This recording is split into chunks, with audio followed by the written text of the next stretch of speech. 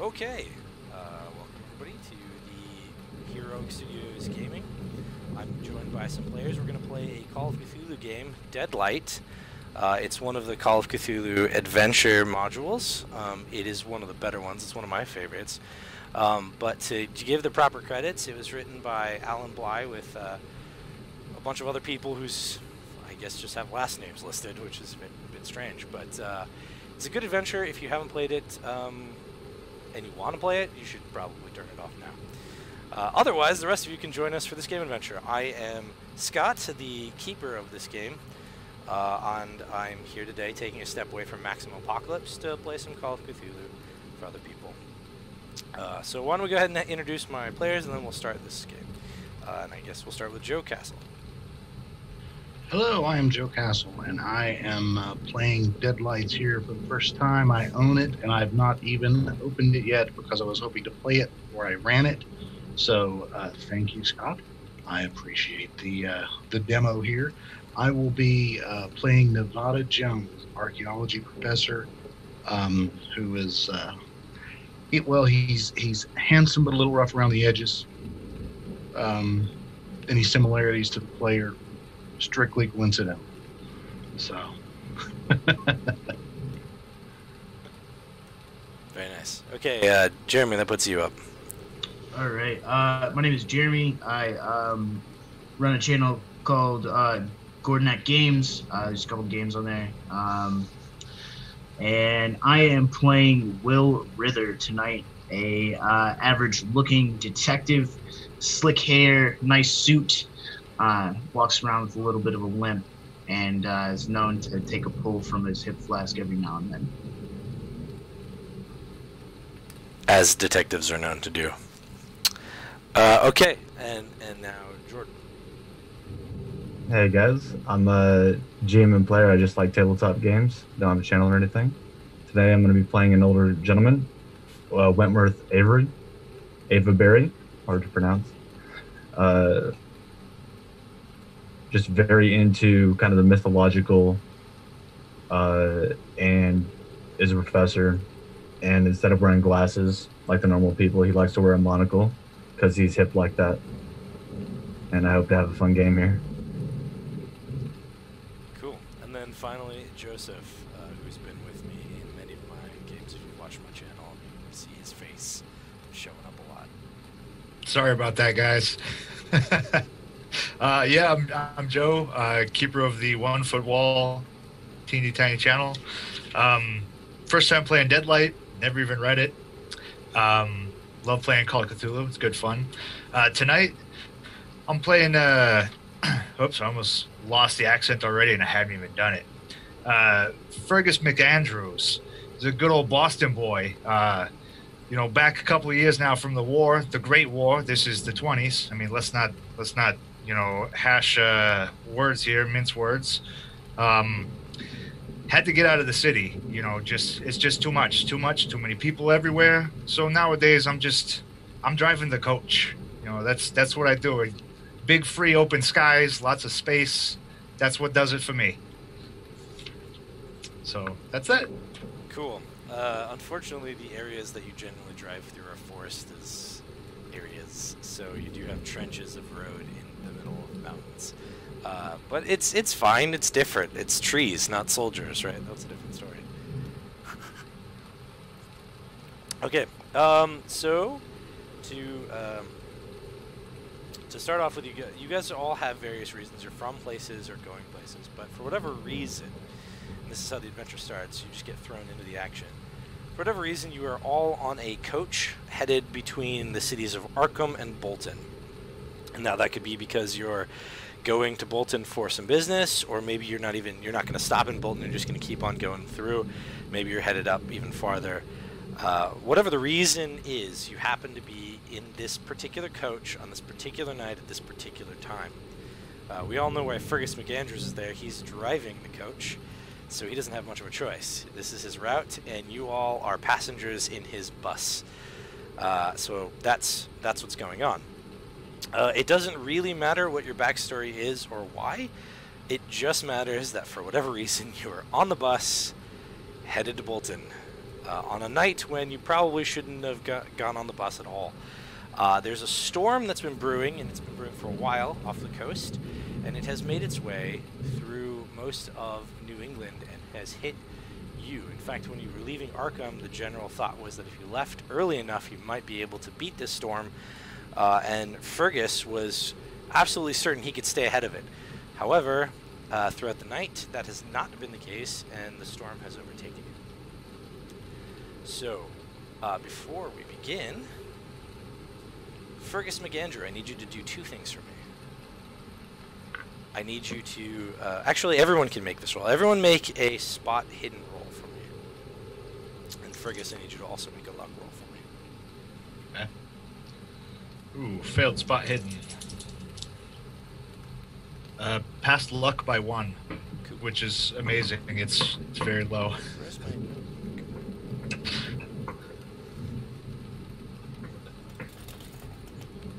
And I got a regular success. A regular I success. failed spot hit. Okay. Success.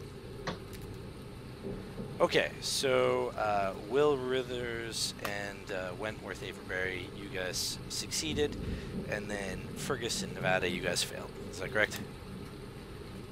Right. Cool. All right, I got that. I'll make notes on that. And then how was your luck roll? Was it just you barely got it?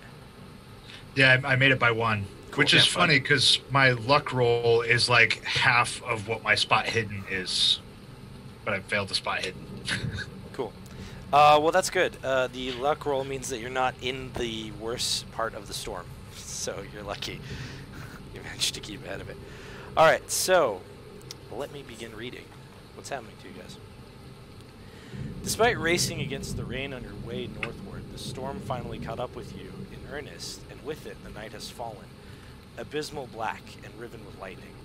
Conditions on the rain-swept road force your speed down to a virtual crawl so that your headlamps can pierce the gloom and keep you on the path. The only thing certain now is that the weather behind you is worse than that which surrounds you, driving you onwards. What should have been an eventless journey has become something dangerous and unpredictable. Without warning, something runs in front of the path of your car. A pale figure rears up as if out of nowhere. Fergus, you're going to have to make a drive roll. Oh yeah, this one should be good. Are you son of a... I rolled a 68 out of 60. Fail. You could push it, or you could luck it, or you could just let it be. Just depends on how much he cares about his passengers, all I'm saying. Yeah. Well, I've been paid already, so... I Yeah, guess so we'll let the fail ride. okay, well, let's fail right. All right. Technically, I guess only Will and Wentworth saw that, but you had just enough time to try something, and then that's what happened. You swerve and brake, but you unfortunately strike a female in the process, and she tumbles into the mud. So you stop before hitting a tree. Oh, yeah, on the I'm path. yanking back those reins. Whoa, whoa! And I'm gonna lash him up so it's that not a horse-drawn carriage. It's a car. Oh, I was thinking carriage like total straight coach. No. Gotcha. It's like a bus. Like you're driving a bus, but it's like a different kind of bus. It doesn't look like a city bus. A coach bus. Yes. Yeah. Yeah. Gotcha. Not yeah, like a stagecoach. Mash the brakes and go and slap the thing in park and go running outside. Anyone else want to follow? Anyone else wanna do anything? Yeah, Will pulls his flask out. I guess I should just go see what's going on out there too. And he limps out. I look concerned and look around. Oh my! Head stay in my seat. Okay, Nevada's climbing out of the coach. got it. Okay, so the three of you get out. I assume you go look for stuff. What do you guys go Yeah. to look at? First, I'm gonna look back. Kind of. I would assume I possibly know that there's a cop on my bus. I mean, you vaguely so got we'll an look back- idea on who these people were. So we'll go Yeah. ahead and be clear about that. You guys kind of the three passengers may not know jack about each other, but you kind of know some things as they had to give you the ticket. You know, as they're giving you the ticket, you're like, okay, who's this guy? This guy has a gun. Okay, who's this guy? Right, that kind of thing. Right. Yeah, so I'm gonna kind of look back and be like, hey, I swear, officer, she just jumped right out. Like, it's raining. She came right out in front of the bus. Like, I mean, it's not like it was malicious. You understand? No, I saw. And he takes another swig and kind of pulls his hat down a little lower, keep the rain off of his face. And is the lady, is she like right there in the headlights? Like, she's not exactly in the headlights, but there's enough ambient light from the headlamps to be able to see her. Yeah. But Okay. there's not a lot of light aside from the headlamps, except for the occasional flash of lightning. But at this point, there hasn't been any. So yeah, I'm gonna go check, see if she's still alive. That's what Nevada's doing. Okay. As the two of you approach the girl, you see that she is a thin and slightly gaunt-looking, but not unattractive young female in her early 20s. She has dark hair and possessed of an arrestingly wide, pale, gray, almost colorless eyes. I mean, if you can see that while she's unconscious. Around her neck hangs an antique silver necklace and a coin-like medallion, while her body is clad in a light nightgown that is disheveled and torn in places, and covered on the bottom in mud. She is shivering and a bruise on her forehead. There's a bruise on her forehead and several cuts on her arms and legs.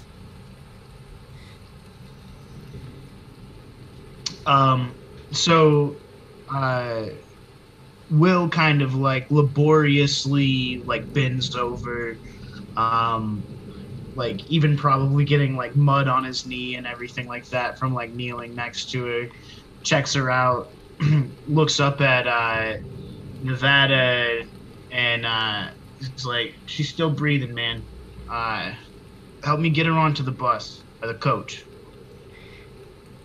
All right, so we'll grab her one arm under each of her arms and lift her up and get her in the dry. Okay. Yeah, where the heck do you think she came from? There ain't nothing out here. Like, I mean, she's dressed in a nightgown. That's... Fergus, make an entry. I'm going to make a roll for me, which is stats. That's part of the a no roll? yeah, it's like an education. Okay, education. Yeah. Right. Oh, 37 out of 60. That's a yes. Regular success. I was just having you guys can continue on. You know that there's a gas station a mile along the road. That's the only Okay. Yeah, I mean, like... Pass it while you've driven, maybe stop at the gas station. Right. Yeah, like, there's nothing around here for somebody to be running around in a nightgown like this. Like, I mean, there's a pump station just up the ways a bit. A place you could get a little grub, but, there's no rooms to rent, like... Well, obviously she's having a bad night. Yeah, who I knows? should say so. She could have been in an accident or something. We just see if we can get her to come to and maybe find out where folks are or something. And if we've got her like back onto the bus, Will is gonna take his jacket off and kind of drape it over her, but you see him pull out his flask out of the pocket and his badge before he does that.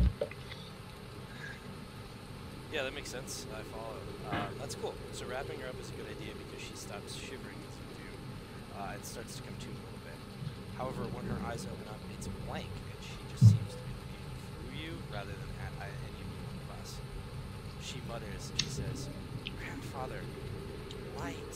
Those are the two words she says, and she just keeps repeating. You're pretty quiet, Scott. The words were grandfather and light that she repeats as she doesn't. She looks beyond you, like she's just kind of staring into space.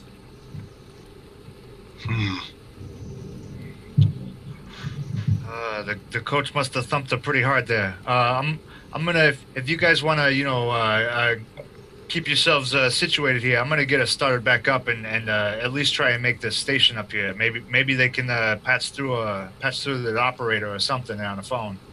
good idea. Call the sheriff or something. So Yeah, while I'm yeah. looking at her, Good time, folks. can I tell whether or not the blood on the bottom of her nightgown is her own? I mean, you could try to check her for like injuries that might have produced that kind of blood. Aside from Yeah, like is there an injury near where the blood is on her? There's not an injury near where the blood is on her. She just has what appears to be cursory scratches. Nothing too deep. You don't have medicine, right? No. Okay. You can try for it. So here's the one trick. Every Call of Cthulhu character has base numbers next to the skills. Those numbers are the numbers that all of you possess if you don't have anything higher than that in that skill. So a perfect example is like accounting. I think it's like a 0.1%. You could still try for it if you want to, if you try to hit the target number. Do our traits afford us anything whenever we're doing stuff, or no? Not with skills. The traits come in for things like that no roll that he just did. That's where his education would come in. Your dex is sort of determines what your dodge is going to be, etc. Okay. Yeah. Yeah. So this is a 1 in 100 chance though. With this. Yeah, medicine's a bit of a hard one. And I got a 98, so I have no fucking idea. No clue. No, so they all just seem to be sort of cursory cuts. Looks like blood. Yeah, it looks like blood. She's bruised. It like hit with a blunt object, i.e., could be a bus. So, I mean, but the I will let you know that even without like the fact that you failed that, the bruise doesn't seem like it came from the bus in that it's already purpled, which a bruise wouldn't have done it that quickly, right? Like this has been around for a bit. This bruise on her head. You do have psychology though, yeah? Yeah. If you want to, you can try to like see if you can figure out what's going on with her with the staring thing. That's something you would know a little bit about. I got a. What's the best success you can have? A great success. So it's hard and great, yeah. Yeah, I got a great success. Hard and I don't know. I'm trying to remember. I'm trying to remember versus maximum. My game, right? Yeah, Apocalypse. versus the game that I created. Yeah, it's hard time. But anyway, yeah, I get what you're getting at. Okay, so yeah, there's something. She is out of it. She's in complete shock. This isn't just because of an injury. This is definitely something psychological. Something has caused her to go into utter and complete shock. Best bet, something traumatic occurred before you guys encountered her. Which you didn't need me to tell you. She seems like she's in a state of complete disarray. Guys, I think she's probably having a bad night. You think? She's still having a bad night. The way she just looked at me. Okay, so Fergus McAndrew, you wanted to try to move along. Is that what the plan was? Yep. All right. Anyone want to check Yep. anything else out before you guys take off from the scene? And now, are we assuming that the thing that darted in front of the vehicle was for sure her? So those of you that succeeded in your spot hidden roll, you saw a female dart out from the woods. Okay. So you and Wentworth both are aware that the thing that darted in front of the bus was the female. And maybe the other that's two why might be you questioning. hit it. Was because we were like, whoa, Right. female in the road. You guys Yeah. were probably on the correct side of the bus, and you saw her dart out. And went, whoa, hold up! And then it was like, boom. Yeah, exactly. So is she on the bus and bleeding? She is on the bus. She is not so much bleeding. She just has cursory cuts and bruises. She doesn't have like a main gash, like a huge gash or anything. But she is awake on the bus. Yeah. Okay, I'll stay seated. Okay. And staring. She's awake and staring and muttering only 2 words on the bus. Correct. She's not. And creeping me out. You know, I wasn't gonna say anything, but if you want to make a power roll, you can. I will. Okay. Just 1 moment.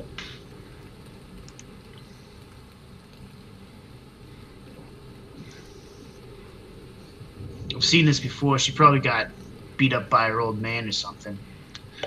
That's not a bad guess, I'd say. I made it by 2. Cool. I'm gonna scan outside the bus after he says the old man. Do I Okay. need to roll again? Yeah, you guys. You don't have to roll again. There's nothing really out there. You can't really see much of the darkness anyway. Mm. It's just rain and dark and thunder rolling occasionally. It's just so black that the lamps are really the only thing you can see. Okay. But I'll go ahead and have you make a power roll as well, and then the bus can move on. Success. Cool. All right. Both of you are What does power represent? Power is sort of your mental capabilities. It is the number that determines your sanity. Okay. It's your starting sanity, unless you've lost some. Some people have been through some things. So Namely, dealing with traumatic events. yes, traumatic Power. events, exactly. Okay, cool. Yeah, I seen people muttering like this in the trenches and foxholes back in the big one. Right after we got shelled those first couple of times, there was guys that just rocking, holding their knees, calling for their mamas all night. That was another thing. Will, he kind of like looks at like his bum leg and he's like, yeah, they wouldn't have me.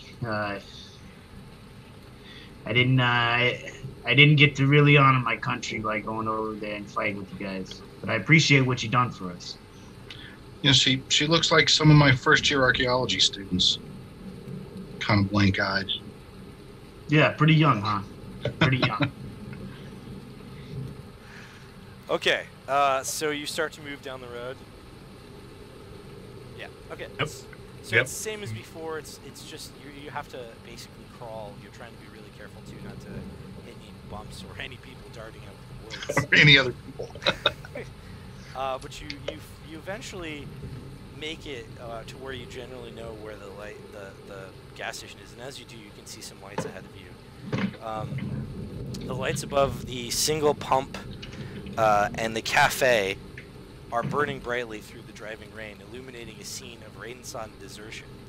Both the diner and gas station appear to be relatively new, not likely more than a couple of years old, and a wooden barn to the south has been converted to a parking garage but sits empty. There's a single two-seater Ford Roadster parked in front of the cafe and another older Packard lodged by the gas station office, but there are no other vehicles evident, aside from a four-wheeled flatbed kettle truck which has been slewed across the road at an angle.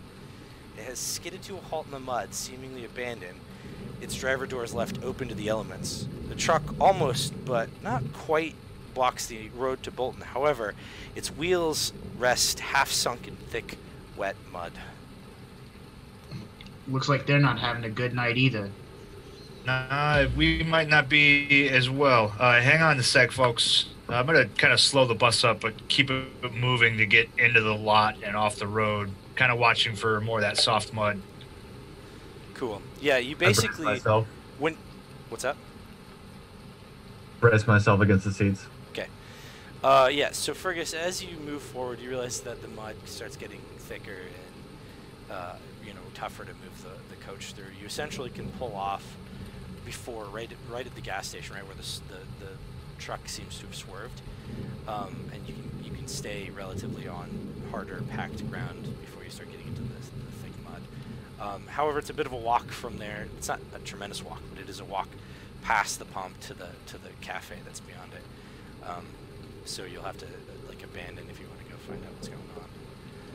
But this is basically as far as you can go without trying to drive through the mud. Yeah. Well, folks, we're probably going to be stuck sitting here for a bit. I don't know how long it's going to take them to clear that road up there.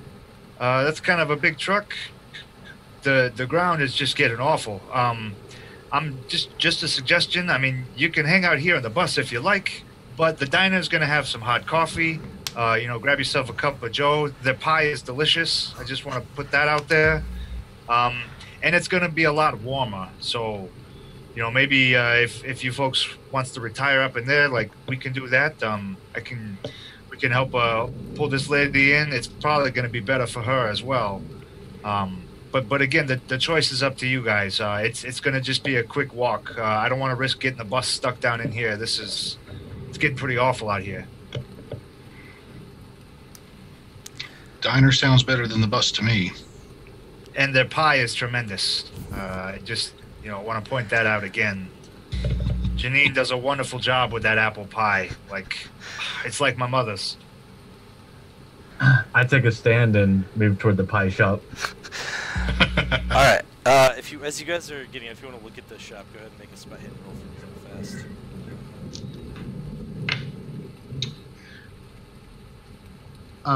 I got a success. The second success, a hard success. Hard success. Nevada failed. Is it okay if I don't roll? That's fine. I just want to fail. If you don't want to Okay. roll, that's the rule. Yeah, Okay. I'm not looking either. I'm going to scoop up the girl and carry her straight over. At no point, unless I tell you because you're doing an action that you have to make a roll, you can opt to fail anytime you want. You can opt to fail even if you're making a roll. I don't care. Okay. Yeah. Okay. So those of you that look, you guys can see that there seem to be silhouettes of people moving through the inside of the cafe. Like there are people in there. I mean, you can't. There's bright light coming from it, so you can't quite make out a whole lot. But you do see shadows and movement of people. They're not racing or fighting or anything. They're just seeing people. Nevada is taking his sack inside with him. He's not leaving his belongings on the bus. Same. I didn't bring much. Yeah, and if anybody Traveling needs help light. with stuff, if anybody else needs help with some of the stuff, I can come back out and get it. I just want to get this young lady inside first. Cool. Yeah, and I kind of notice Fergus, despite being a little short and stocky, seems to be pretty well muscled, as most folks go. Okay. All right. I'm gonna retcon real quick. I'm gonna take my book bag with my books, so I have something to read inside. But I'm gonna leave like my clothes and whatnot in the suitcase. Sure. My bad. Okay. That's fine. As you go by the gas station, you know that it says that this is Orchard Run on it. It says Orchard Run gas pump. The gas and diner, you see a little thing underneath that says Vacuum Oil Company, like it's some weird local logo. You get to the diner, and as you enter inside, you see an overweight man in his late 40s with a bad comb-over and a broom mustache that hasn't yet faded the same gray on what's left of his head, standing over a second man seated at a table. The second man is probably in his 50s, but it's hard to tell under his large beard and weathered face. The second man is clearly angry or unnerved by something, and he's shouting at the larger man as you enter. "I'm a-telling you," he shouts, "there was a deadlight that nearly ran me off the road." "And what, pray tell, is a deadlight?" the overweight man asks. As you guys enter, a bell rings over the door, alerting the group to your entrance. Besides the two men, you see an older, respectable, lower middle-class couple seated near the two men and obviously observing their conversation. The man is balding with a touch of wispy white hair, while the woman is slightly stooped and has curly white hair. Her large, thick glasses are turned towards you, and you can make out her magnified blue eyes. A young waitress, trim and healthy with an athletic build, turns away from the two men and towards the door. Her face shows a bit of a troubled sign as she sees your group. She's a shade under 5 feet tall and has cut her ash blonde hair into a bob, but you notice that her eyes fall to your companions, her mouth opens slightly in surprise before snapping closed. So there's a bit of a commotion going on when we walk in. Correct. So like as soon as we get in there, I kind of go and like interject myself, and I'm like, hey, what's going on here? And I flash my badge real quick. Officer Rither. Your Bangor, Maine police badge. Right. He said he did it quickly, so. That's a good point. They're not paying attention. So anyway, go ahead. I could be a federal agent. It could be a Fed. I don't know if It could be a is the FBI out yet? Is there? Well, I didn't quite clarify which of the 1920s years it was, but yeah, technically, if this was 1924 or so, the Bureau of Investigation existed. Not quite the FBI. That didn't come out until later in the 20s. So the FBI doesn't exist, but the Bureau of Investigation does, which was the precursor. So he's like, "What's going on here? What do you mean he saw something in the road?" I'm telling you, it was a dead lad. That doesn't make any sense, man. I don't know how else to describe it. It was a light, and it was just cold and moving strange.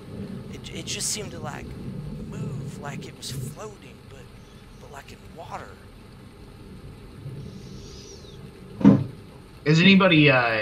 This guy seems like a drunk. Do you guys know what he's talking about? Who are you asking? Yeah, the people that The mustache guy? Yeah. Yeah, mustache guy goes, no, I don't know what he's talking about. I asked him what a deadlight was, and he didn't really explain it to me.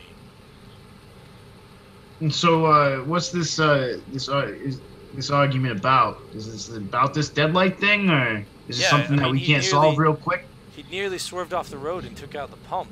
I mean, Jake. Oh, that's his truck out there.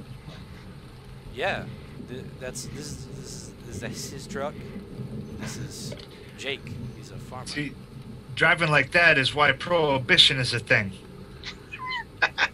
And Will takes a shot from his flask and kind of, you're exactly right. You're exactly right. And puts it back in his pocket, and he says, let's not worry about this right now. We got a young woman with us. Does anybody recognize this young lady? As soon as you indicate the young lady, the guy with the mustache pushes past you and goes to her to try to help her out. He says, Amelia, are you okay? You know her? Yeah, she ran out in front of my bus about a mile back. She says, grandfather and light a couple more times. And I kind of reinsert myself between him and her, and I'm like, hold on, buddy. How do you know our friend here? Well, she lives with her grandfather up the way at the Green Apple Acre Cottage up there, up on the hill.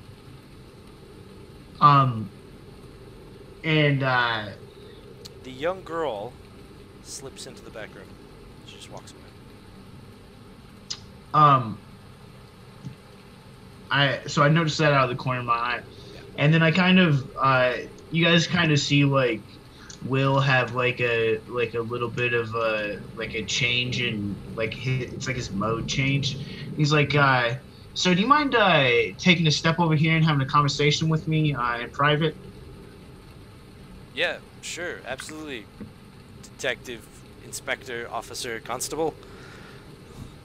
I'm gonna lay the girl down in one of the booths. Still with Will's jacket, and I'm gonna look at mustache guy real quick. I'm assuming he's like owner, right? Yeah, he seems to be putting off that air, doesn't he? Okay, yeah. So I'm gonna lay her down with Will's jacket, and look over and be like, yeah, could we get real quick just four cups of coffee, some nice hot Joe, and a few slices and pies for all my passengers here and me, and looking back at everybody else. Yeah, guys, this one's on me. This was an unexpected stop. Least I could do is get you some of this delicious pie and some coffees. And then I'm gonna go off and have a seat. Mustache man, he nods and then he shouts, "Mary, get them pie and coffee!" And then he comes walking off with Will because you asked him to step aside and talk. So we take a few steps away from the rest of the group, and Will pulls out like a notepad out of his pocket, and he says, "So the young lady, she lives with her grandfather. Is that what you said?" Yeah, she lives up with her grandfather up on the hill. What's his name? Sorry, I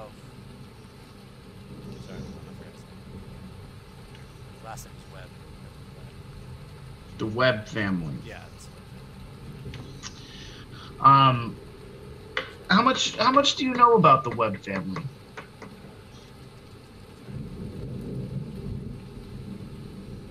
Godfrey. That's his name, Godfrey Webb. I don't know much. I just know that he's a doctor from the city, and he retired out here. The Green Apple Acre Cottage is actually a it's something that the city people own, and they rent it out to people for vacations and for retirement. They're probably the third or fourth person that's lived in the place that I'm aware of, but my establishment's only been here for a few years, and they've been living up there the whole time I've been here. And he goes, anything seem funny about Mr. Webb's relationship with his granddaughter? No. I don't know what you're getting at or where you're from or where you do cop stuff, but now out here, it's just an old man living in the woods on his retirement and brings his granddaughter along because she needs to get away from the city. So he seems to treat her pretty well then. I mean, I haven't really spoken with him too much. I just see her when she comes through in her automobile to get gas. So he kind of keeps her away from everybody? Is that what you kind of say, maybe? I don't think so. She seems to come and go when she wants to. But you just said that you've not really seen her too much. That she No, I haven't sits in really the car seen him too much. I see her when she comes and goes to get gas or have pie or something else. Okay. Meanwhile, for the rest of you, that girl has not come back with your coffee. FYI. We're still waiting on Mary. Still waiting on Mary. And he goes, and what was your name, sir? My name is Sam. Sam Killingham. Keelham. Sam, I'm gonna go join my friends from the bus. Something happened to this poor girl. She's obviously not feeling very well. And she's all cut up and banged up and bruised up. So leads me to believe something bad might have happened to her. Yeah, it certainly seems that way. I'm absolutely willing to help in any way you need me to, officer. So if you think of anything, just let me know. And he goes and he sits down with the rest of his compatriots on the ride. Okay. For the rest of you, you are still waiting for your coffee and pie. Mary hasn't come back yet. The old couple has been sort of doting over the girl a little bit. They've been chittering and chattering about various things. You get the feeling that they're more of the kind of people who look for gossip and like to talk about it, but not really so much people that are overly concerned about what's going on. To them, this is like some kind of cool incident that's happening while they happen to be there. Much like the kind of people that stand by and watch as the police take bodies away from, situations, and the kind that stand around and watch fire departments put out fires in buildings. That kind of person. The bystander, as it were. Right. Jake. Those are called rubberneckers, Scott. Rubberneckers. I mean, for sure. But Looky loos. But Jake, the truck driver, he just seems to be kind of shaking and trying to drink a glass of water slowly. Keeps looking outside nervously, especially when the lightning flashes. Nevada wants to talk to Jake, the truck driver. Okay. He's got his notepad and pencil, but he's not necessarily taking notes. Yeah, he's not pulling a cop move. He's just got it there in case he needs to. Right. So, something ran in front of you, or something? I hear you say it almost ran you off the road. Yeah, it flashed by in front of me when I was driving. It's just a light. It's just a light. It was a strange light, like it shouldn't belong. It was like ink in a glass of water. The accent changed a little bit. I'm sorry for that. So, do you drive around? You live around here? You drive through here all the time? Is this the first time you've seen anything like this? I've just recently got a farm out here, and I moved up from Tennessee. I'm trying to get something going out in this way. I've driven through here a few times. I've stopped here a number of times. I've got gas whenever I pass through, but I've never seen anything like that. Never in my life. Not here, not Tennessee, not nowhere. Have you heard anyone else locally talk about it, or is this a phenomenon that other people have seen? These are the locals. I don't know what to tell you. Okay, fair enough. I mean, I guess you're not from around here, but Orchard Run is very small place. That's why I came out here. Okay, well, settle down there. It'll be okay. Sure you can be able to get your truck out tomorrow once the rain stops.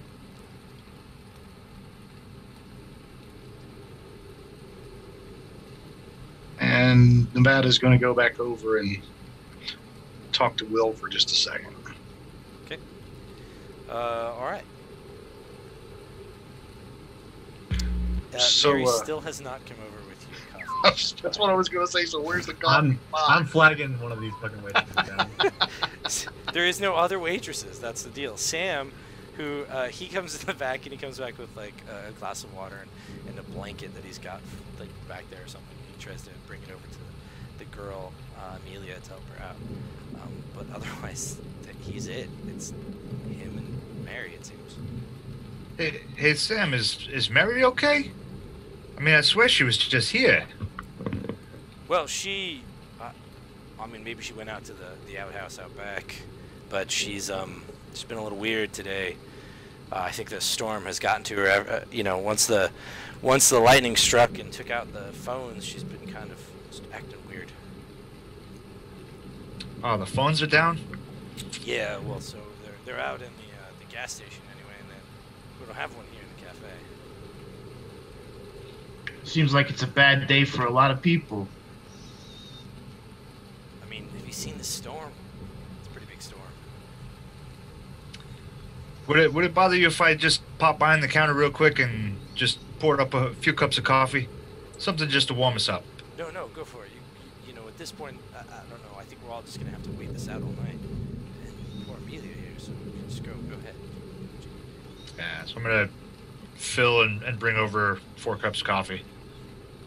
You also find that the pie is old, and as you're now behind the counter, you realize it's just some kind of not their baked pie. It's bought from somewhere.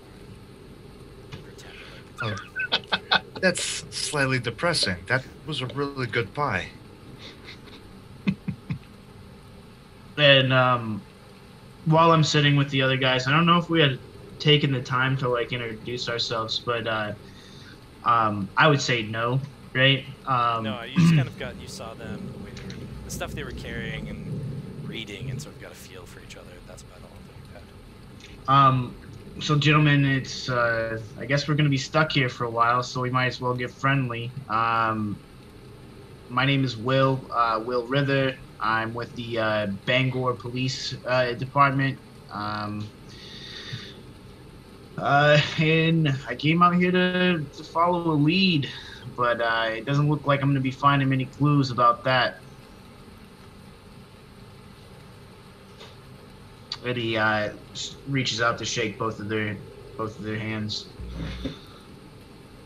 Nevada Jones, Professor Arkham.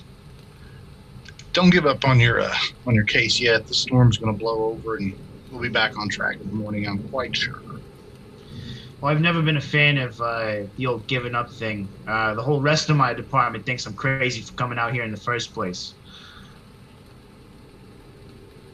But I'm going to find that killer, I tell you.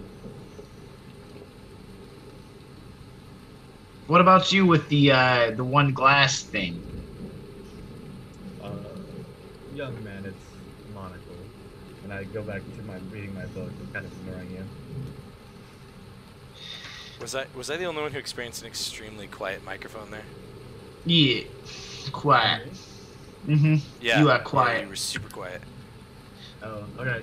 So I pretty much ignore you, say it's a monocle, and then go back to reading my book. It's some kind of ancient language. A book on a language that isn't common, Latin or something. Oh, well, it's nice to meet you too, sir. And I look up, and I just, yep. Yeah, you guys know me. I'm Fergus. You can call me Fergus, or Hey Driver. Answer all of it. It's a pleasure. It's a pleasure, gentlemen. If that was French, I could maybe help you translate that. I know just a wee bit of French. Oui is yes in French, just throwing that out to you know, as an example. Thank you for the coffee, Fergus. Yeah, I appreciate it, and I throw a couple shots of whatever's in my hip flask into the coffee before I take a drink. And Nevada elbows Will and says, "Could you spare an extra there, maybe?" And holds out his coffee cup and kind of, you know, Oh, absolutely. There's more in my bag. Don't worry. gentleman and the scholar I see, detective. And Will kind of gets up and he starts like walking around the cafe, like sipping his coffee. And he goes, "Sam, you said there was a outhouse out back. I gotta go take care of business." Yeah, through those doors right there. Just go out that way, and then it's straight across from there on a little stone path. He kind of finishes up his coffee. It's like really fucking hot, but he's like, you guys are like, what? Did he just take it? Did he just chug his coffee? Like, and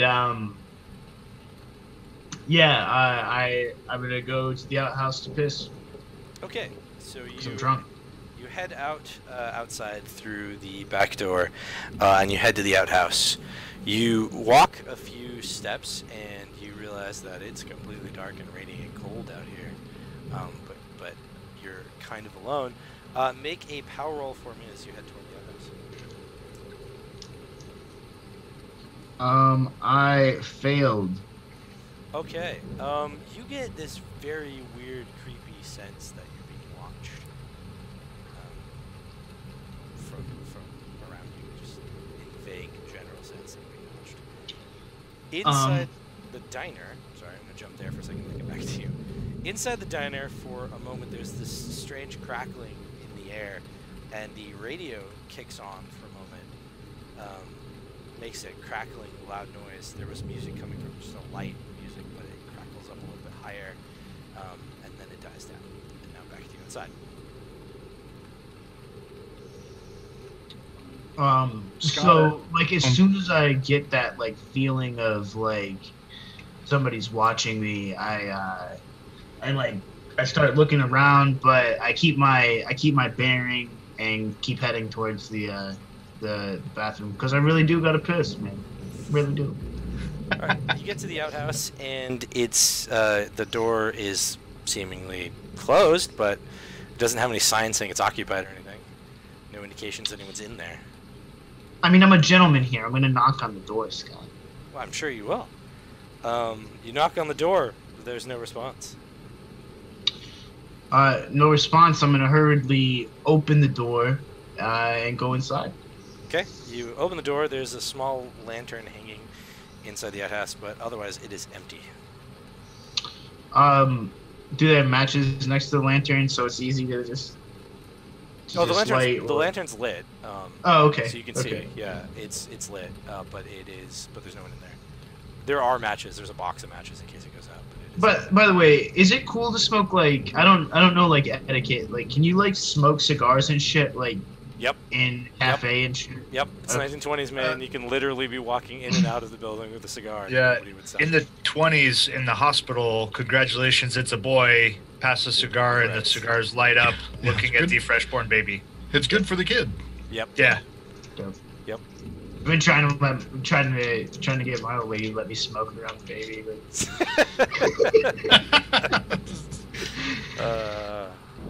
Life expectancy was shorter in the 20s for quite a few reasons. That was just one. Kidding, viewers. I don't want to smoke around my kid. There's like a bunch of hate messages appearing right now in the chat. I'm sure. You fucking wants to give his kids cigarettes? Alright. So yeah, I proceed to, and this is a part that I don't think is like explored enough in role-playing games. Do I need to roll for the piss to see if I? You don't need to roll aim. You need a dex check to make sure you hit the ring properly. What are the mechanics for taking a piss? You don't get advantage on the roll or any kind of penalty because you've been drinking. Though in theory I should give you one, and I should make you make a dex check to see if you hit it. But we're not going to do that right now. because I want to find If out what it- everyone it's inside. time for a different game. It'll be a different game. It'll be a different game. We'll do that in another adventure. It'll be like I'll run it. just I think it's more collectively everyone will appropriate do if I the run bathroom that. adventure part where everyone just does all their collective characters' bathroom scenes all at once. I'll run the dick and piss games. You run the serious shit. Got it. You guys that are in the diner, what do you guys want? What are you guys thinking? What are you guys doing? Quick aside, since Nevada and Wentworth are both professors from Arkham, Correct. do they know each other or not? If you're both professors from Arkham, actually, in theory, yeah, you guys are both from the starter set characters. Yeah, you guys know each other. You have crossed Okay. paths. Maybe not necessarily like friends, but you are aware of each other and seen each other at faculty We events. wouldn't have to introduce ourselves to each other. Correct. You guys know each other. You're already aware of what each other's area of expertise is, whether or not you're popular amongst the students. You cool with tense relationship, Nevada? I'm sorry? You okay with a tense backstory between Sure. us? Sure. Cool. So I give you the nod of acknowledgement, keep Exactly. Oh, being it's- disgusted at my pie, and go back to my coffee and book. Yeah, and more than likely, you guys, when you got on the bus, whichever you was first, sat down. I feel like it was probably Wentworth that was first. I'm just sitting there reading his book, and then Nevada got on, and it's like, oh, really?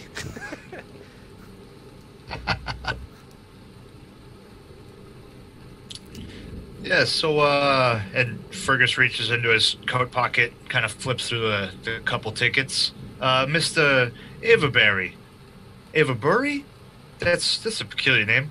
So anyway, this book you're reading, I just finished, well, I guess it's not new. It's like 20 years old. That book by Frank L. Baum, That Wonderful Wizard of Oz. That was a pretty good book. Is this maybe something similar, or? No. No, son, it's something different. Oh, because it was delightful. It kind of helped overseas. There was times where it was nice to see some color, even if it was just in my own mind's eye, as it were. Yes, to each their own. And I'm gonna look out the window toward the truck.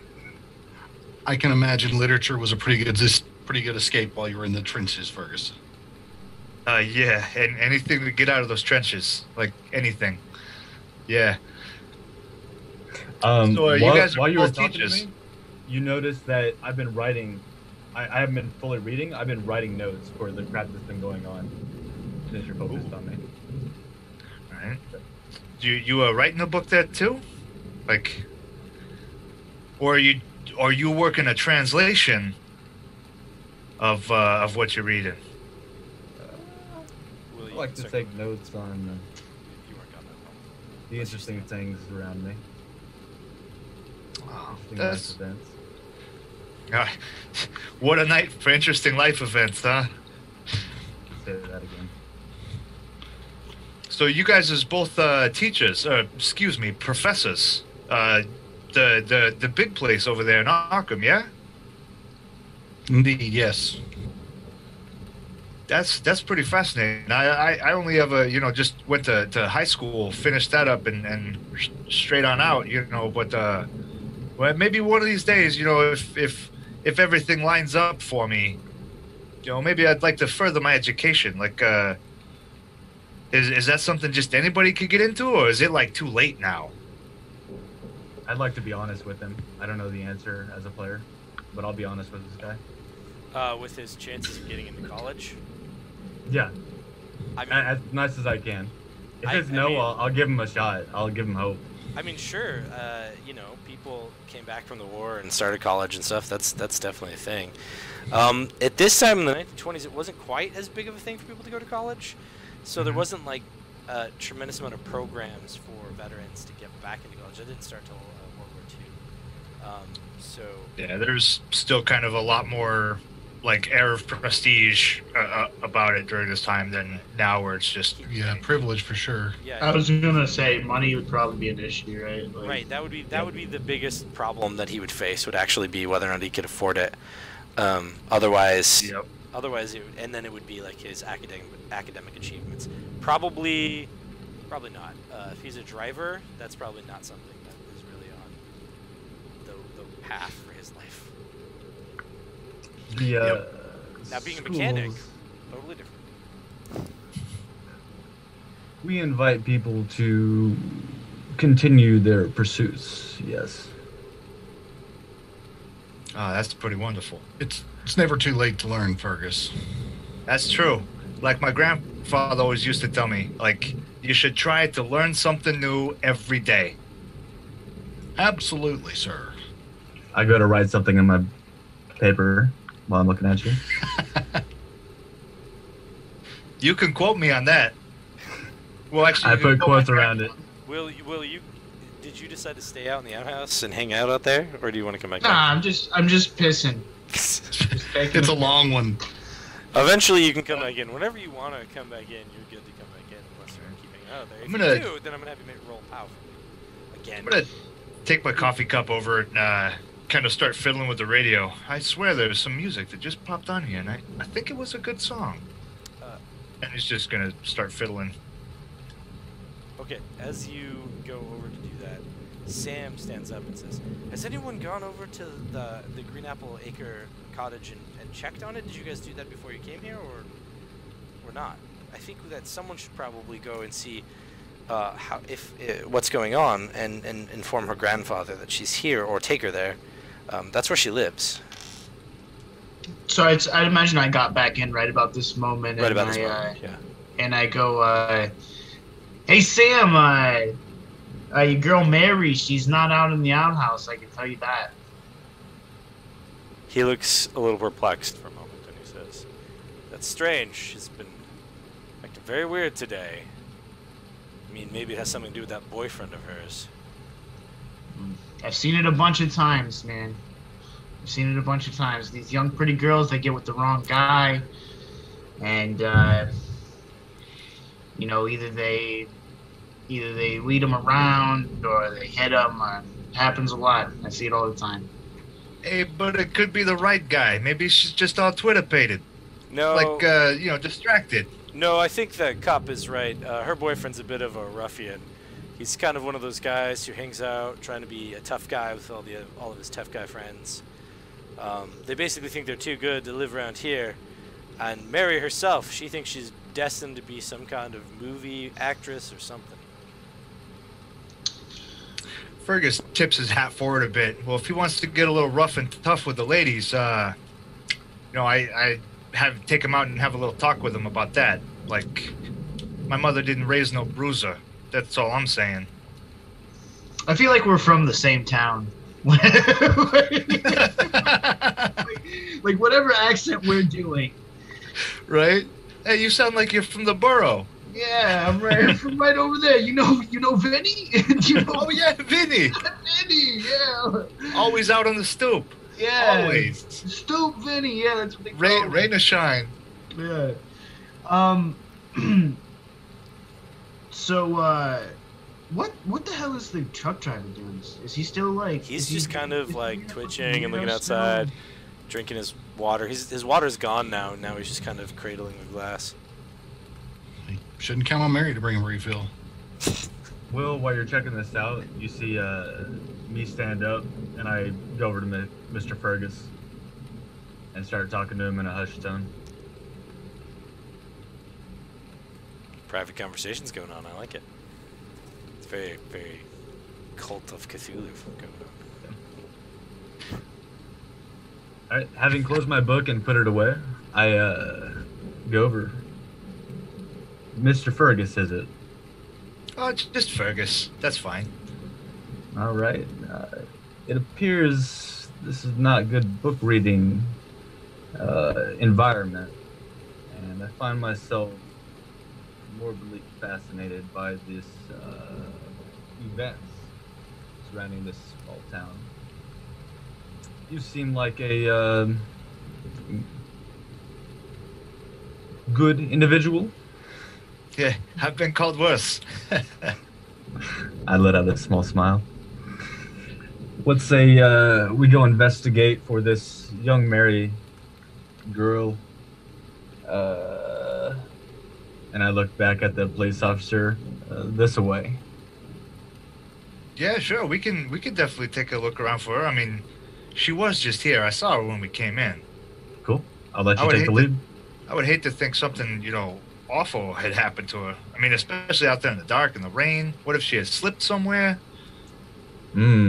All good points. Yeah, let me just take a quick run to the bus and grab that torch real fast, or the flashlight. To use the parlance of the times, right? Yeah. Yes, good thinking. I need a quick break, guys. I can still hear you where I'll be standing. All right. Okay. Yeah. Go Yeah, stand so where you're gonna stand. Fergus is going to take a quick trot to go grab the flashlight out of the glove box Okay. in the bus. So you Head- go back head past the gas station, and you feel that weird feeling. Go ahead and make a power roll for me. Oh man, dice are not my friends today. 74 out of 55. Okay, Fail. so you have this uneasy feeling that you're being watched. Ooh, he kind of takes a quick shiver, like that tickle down the spine. This isn't a sanity loss yet or anything. This is just this feeling of unease. Also, if you want to do something for me, if you want to, do you have? Well, I guess let's do spot hidden. You have spot. You've got spot hidden. So. Yep, do a spot hidden. I was gonna say, like, with that feeling, kind of not full on flashbacks, but some of like just that permanently ingrained bits kind of run through his mind, and he kind of immediately like slows and gets into like more of a crouched walk, really kind of looking around, reaching back for the hand on the pistol tucked into his waistband under his coat. Dun dun dun. He's been armed the whole time. Yep, still keeps that Army issue 45. Good old 1911. Yeah, I failed. It's a 90 out of 55. Okay, so you don't see anything. Alright, so the light's still illuminating the one gas pump. I don't know why I said one pump gas, it's a bit of a weird thing to say. The one gas pump. I'm just kidding. And then you can get to the coach bus that you've got there to get your torch/flashlight out, depending on your parlance. Right. Well, it's an electric torch. It's an I think electric torch. flashlight Yeah, for wasn't sure. a It's an electric more torch. common thing, I guess. Well, you're Not in yet. America, But yeah. so it's a bit of a different situation based on that. That's true. Yeah. I spent a couple years overseas. That's true. You could call it a torch. I would expect that from you. So flips yeah. the light on his way back. Okay. Shining So around. as you're on your way back, you do, in fact, now that you have the light on, you see some footprints that lead from behind the diner out to in front, like between the gas station and the diner, and out in front, and head off into the woods just past your bus. They're small footprints. You're guessing females and not like a male soldier kicked into your memory. All right. Oh, man. Oh, the professor's gonna... I mean, this is the kind of thing the professor was looking for. And he's gonna shoot back into the diner. Hey, Professor Avaberry. We're all set with a flashlight here. And I think I spotted maybe where she went. Ooh. Where who went? Sam says. Oh wait, did you say that in hushed tones? Yeah, I'm popping over to Okay, sorry. Yeah, you went to him and you like whispered. You were not whispering, as it were, but just talking to each other and like, yeah. Okay, Yeah. never mind. No one else says anything. Okay. You take the lead. All right, and head back. Lead him back with the flashlight on. Flashlight in the left hand, so his right is free, just in case. You have one flashlight. Yeah, just the one. It's a standard issue inside the bus. Okay. It goes flat. Need something to be able to change it. I mean, I could do it in the dark, but it's sometimes easier. Um, Yeah, it's and, basically his flashlight. I follow too, and like before we go out there, I say, Sam, you think you can keep an eye on the girl for us for a little bit? Yeah, sure, for sure. So you're We're gonna gonna follow go- these guys out. We're gonna go check the bus out and see the mud situation and see if we can't get out of town. So to be clear, just so I'm understanding, Wentworth, did you intend for these guys to go with you, or were you trying to keep them between you and Fergus? Me and Fergus. Yeah. So I think technically, Jeremy, that they weren't including you in their conversation. So if you're joining So them, I was. you're like sneaking behind them. They didn't actually invite you to come along. Okay. Well, then I guess I was like milling around the. Now I take note of them. Yeah. So basically, they're ditching like whisper. out, and so you may be. I take them note. Anyway, but yeah. I think it's reasonable for you to follow us out. It's very obvious that 2 of the 5 people in the building are leaving. Yeah. Just be clear that you're not part. Like technically, you're not part of their group. So then instead, I want to give them plenty of time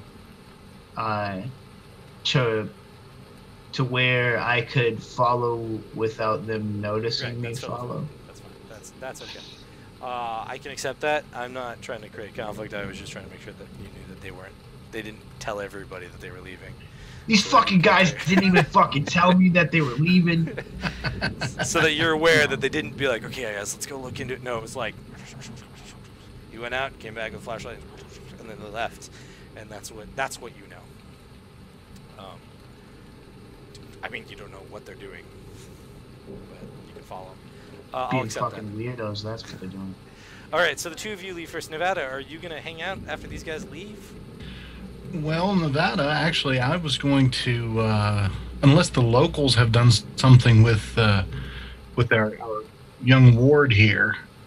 I know there was mention made of going to get her grandfather or take her to her grandfather. Taking her out in this storm does not seem to make much sense to me, since we would have to be pretty much carrying her anywhere she went. So, did one of the locals go to get her grandpa or not? No. So the 2 older couple are clearly tourists, and then you have Sam and Jake are basically the only 2 locals. Jake, who's cradling an empty glass and seems to be completely in shock, and Sam, who's doting over the girl. So yeah, no one has gone to do anything. And no one's going to probably leave and would be helping take her there anyhow, so. Correct. Well, her grandfather needs to know. So where exactly does he live? And So he lives, what Sam tells you if you go up there and talk to him about it, Sam's going to explain that there's that this green apple acre orchard, this green apple acre cottage is, oh, my thing is closing out on me, is up on the hill, which is where you're at. You're at the bottom of the hill, essentially. So it's basically a road off from the main road back the way you came that leads up and around up into their area. It's not too far off from the main road, like in actual distance, but it's got this sort of windy road that makes a loop one way and then comes back south, that kind of thing, to get to their place. So about how far would it be to walk in the rain? It's about a half-hour walk. Jeez. I mean, I want to help, but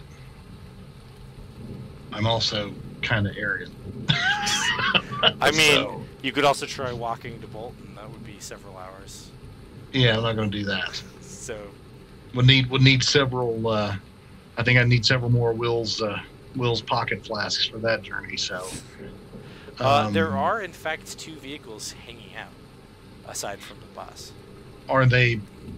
Can they get past the truck, or are they already past the truck? One of them is on your side of the truck. The other is on the other side of the truck. Okay, so Sam, the vehicles that we saw when we came in, should somebody take one of those and inform her grandfather that she's here? I would volunteer to go.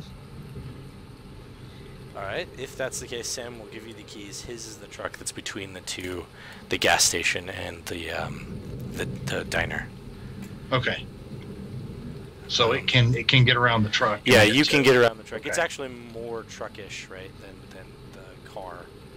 Okay. So you can get around the truck with a little bit of work, but you can get there. All right. It's not the truck is not in the way.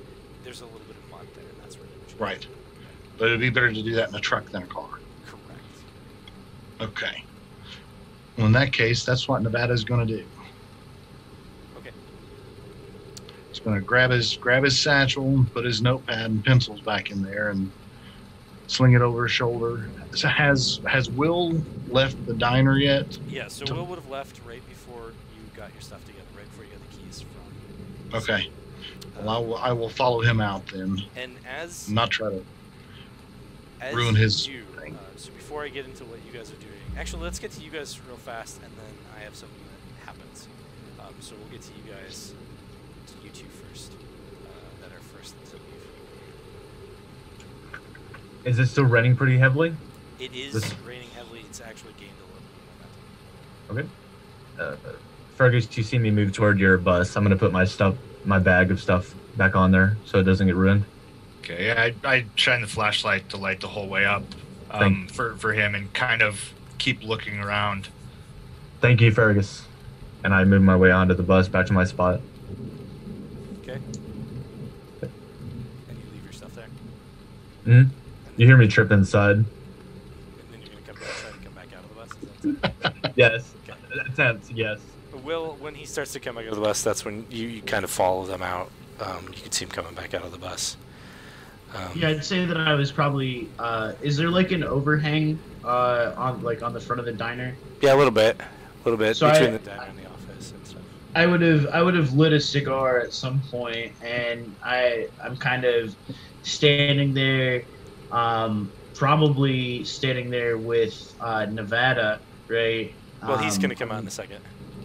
Underneath the overhang, just kind of watching what they're doing. If Nevada comes out like while I'm standing there, I would probably engage him in conversation.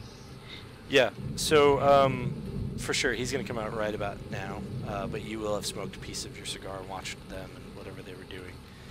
In sort of like I'm smoking a cigar and not looking at you, but I'm a cop, so I'm actually looking at you, but you don't realize I'm looking at you. Because I'm trained in that sort of thing.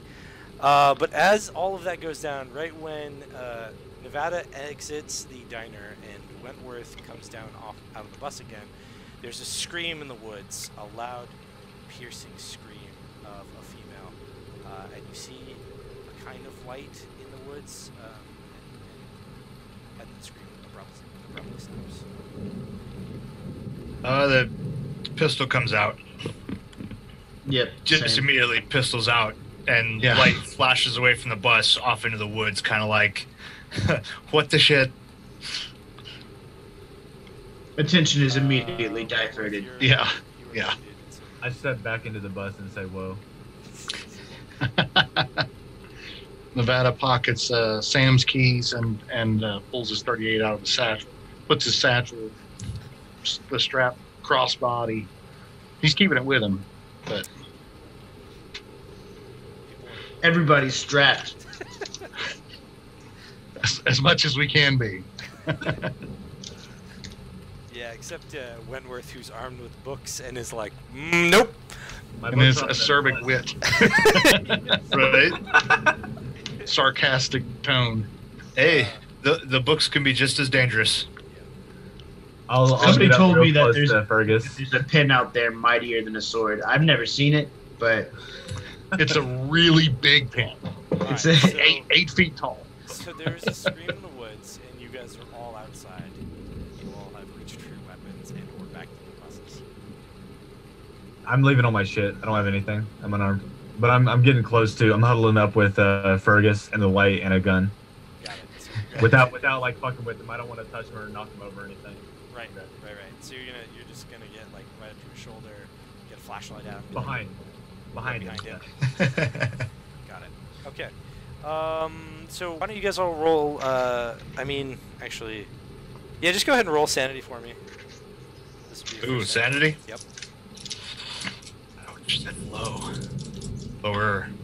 Oh, I made it. I passed it. Cool.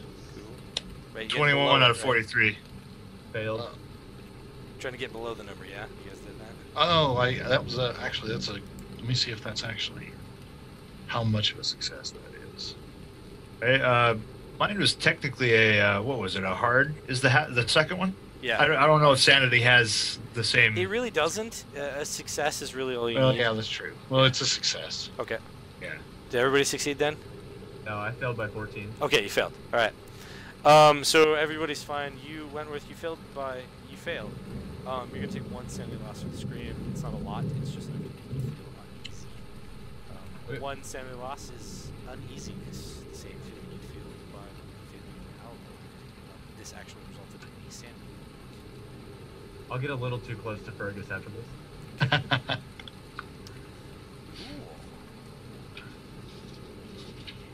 All right. So you guys have now experienced that. What do you want to do? I'm gonna start moving forward. All right, come in slow and low. We don't know who's out in these woods, but that poor girl, that had to have been Mary, right? I mean, the footprints go straight that way. Or Mary, yeah. Okay. Nevada is going to ask the detective. So what do we do? So Will pulls the flask a little bit deeper than you've seen him pull it any other time tonight. Offers it to you, and he goes, "Well, I think it's pretty obvious." So you said that we saw a light from the woods, Correct. right? There was a bit of a light. Was it like a flash of light, or was it like Kind of. It seemed to be like it was a flash, but it seemed more like a dancing light that went between. Like there was trees blocking it, and for a moment you saw it, and then it went back. From what I saw, would I be able to tell whether or not it was like a flashlight or a lantern Could have versus been. something? Yeah, that is vaguely what you're thinking. It definitely wasn't like a strike of lightning. It wasn't Old Man Burns in the woods as an alien, right? Right. No. Okay. So, from the look on your face, I can tell that's where this is going. It's Old Man Burns. Excellent. Yeah, if Nevada takes a swig, he takes it back, and he kind of breathes deeply, and he's like, Nevada, right? Right. Correct, sir. I think it's pretty obvious what we have to do here. It looks like we have to go in these woods after this girl. I'm glad that you have a weapon on you. He kind of shakes his around. He's like, I hope you know how to use it. I don't know how much those learned types know about shooting. Well, being a learned type affords me two things. It affords me the time and wherewithal to practice, and my particular line of learning sometimes takes me into less than savory circumstances. So I can. Well, that sounds pretty interesting. You'll have to tell me about that sometime. I'll follow your lead. But right now, I think, and it looks like our friends are kind of getting the same inkling as us. Well, do you want to meet up with them? Especially since it looks like, can we tell that Ferguson is armed or not? Can we see from the porch of the diner? Yeah, so you can see that he's Okay. holding a gun. He's got it out, Yeah. and his flashlight is basically right next to it, and/or it's underneath it. He's doing the best he can to like sort Right. of hold. Right. So you can see I think- the gun in the light. I think actually, though, I would call out to Fergus and Wentworth actually instead of trying to sneak up on people with weapons. That's exactly my thinking. Yeah, that's probably smart. So, I would say Fergus to get his attention, I jump and push into Ferg. and It's okay. That's our guys. if he can see me well, I kind of Right, your enemies kinda- don't shoot you from the back, right? I do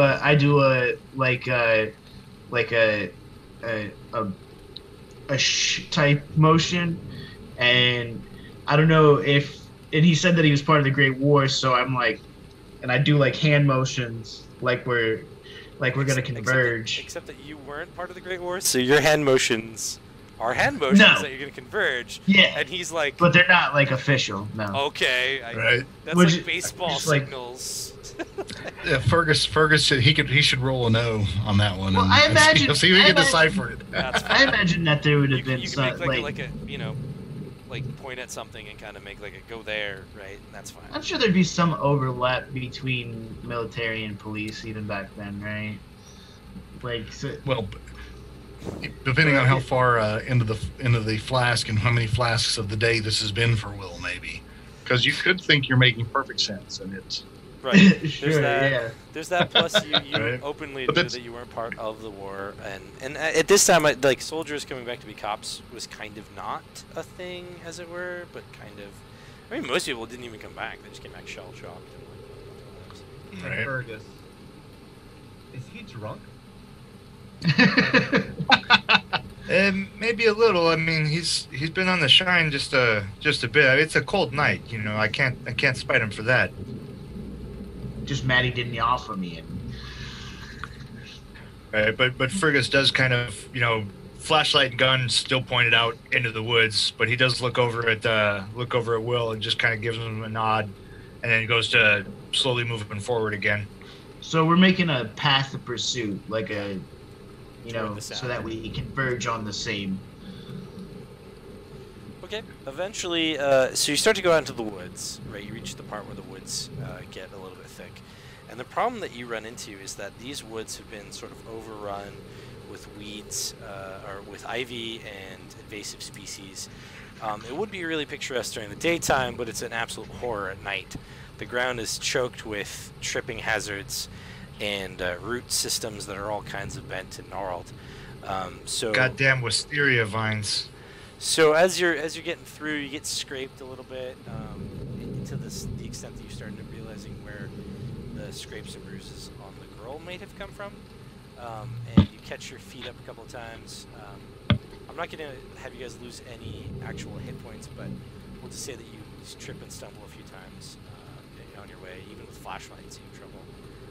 Eventually, you're kind of looking directly at the ground as you're walking to move forward, which creates a weirder problem because then it's dark in front of you. But you can kind of make it to where you think you heard the sound, but there doesn't seem to be anything out there aside from the trees and what appears to be some kind of ash. You say ash? Yeah, just a little bit of white ash. Is it any kind of particular shape or anything like that? Nope. Just ash. on the ground. well, Is it it's- like a pile of ash, or Yeah, like size-wise, like potential like campfire thing or a little cook fire Right. or. Well, it's too fine to have been a fire. It Okay. doesn't seem to be the sort of ash you'd find with that because that creates a, you know, there's like some chunks and some darkness and like varying levels So- of gray. This is like a perfectly fine gray ash that's soft, and it doesn't form a Is it- pile. It's just kind of spread on the ground a little bit in Is- kind of a circle. Is it still raining? It is raining, and so the ash is Okay. becoming a mush. Okay. And but it's like dry-ish. when we It's get- dry-ish, and it's getting wet as you guys are approaching it. Gotcha. Okay. I'll investigate. If Yeah, Fergus shines light on it, I'll investigate. Yeah, definitely shine it on. What do you make of this, professors? Yeah, I want to try to check it out too. Okay. I mean, it's definitely not a campfire. It's not any tiny cook fire. Like I saw Krotz leaving plenty of those behind. I mean, that would be a lot of cigarette ash. Like, are there any footprints leading around out of this? Yes. They're actually okay. Yeah, go ahead and do spot hidden for me. Actually, before that, I'll let them do their checking the ashes out before Okay. I go looking for that. Just spot Spot- hidden near the ash. Spot hidden near the ash. Is it like I'm looking at the ash? Is it Right. anywhere near the ash? The what? Whatever is hidden. Is Oh it yeah, out- yeah. away from the ash, you're or is gonna it in the spot- ash? You're looking at the ash. Because just go ahead and roll spot hidden around the ash. Okay. You can see something. So go ahead and roll I succeeded. I actually got the middle success. Okay, the hard success. Hard success. That's it. Not extreme, but hard. Is there any like extra failure other than scoring a 99 or 100? No, you either Okay, fail failure. or you critically fail. Okay, failure. Okay. So Nevada, these are footprints. They're being washed away by the rain. These footprints belong to the same person that you followed out here, but they stop at the ash. Oh, okay. Well, I relay that to my fellow investigators. Explain that the footsteps in here, there are no footsteps leading away from... Nope, they lead directly to the ash pile. Is this a time period where the spontaneous combustion stories would be like really like all in the news and stuff like that? Certainly. Because the way it goes is like certain periods of time have this thing that happens that may or may not. So like spontaneous, because I know that they've been recording. Maybe if you were reading the pulps. Right, I was going I was to going to say, reading the well, pulps. if the pulps had it, yeah, maybe. That sounds like some Doc Savage nonsense. Because I've seen like really old pictures of spontaneous combustion, so I just wonder if it would be something that would be like something a person might have heard of, or... I mean, it's certainly something that's weird. It could be a ray gun or something. About this time was when, like, for example, Fergus has experienced the war with mustard gas and the like, so he knows of chemical warfare. Maybe not having been in it per se, but he's aware of stuff like that. Yeah, and Wentworth, I saw you doing the hand signal. You were feeling stuff. Did you want to try to do like a natural world or science thing with it?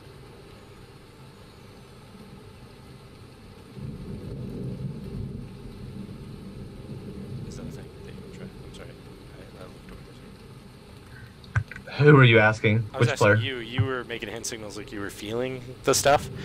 Yeah. You have I the picked up- opportunity to roll science or natural world. Okay. Does it matter which one? It doesn't matter which one.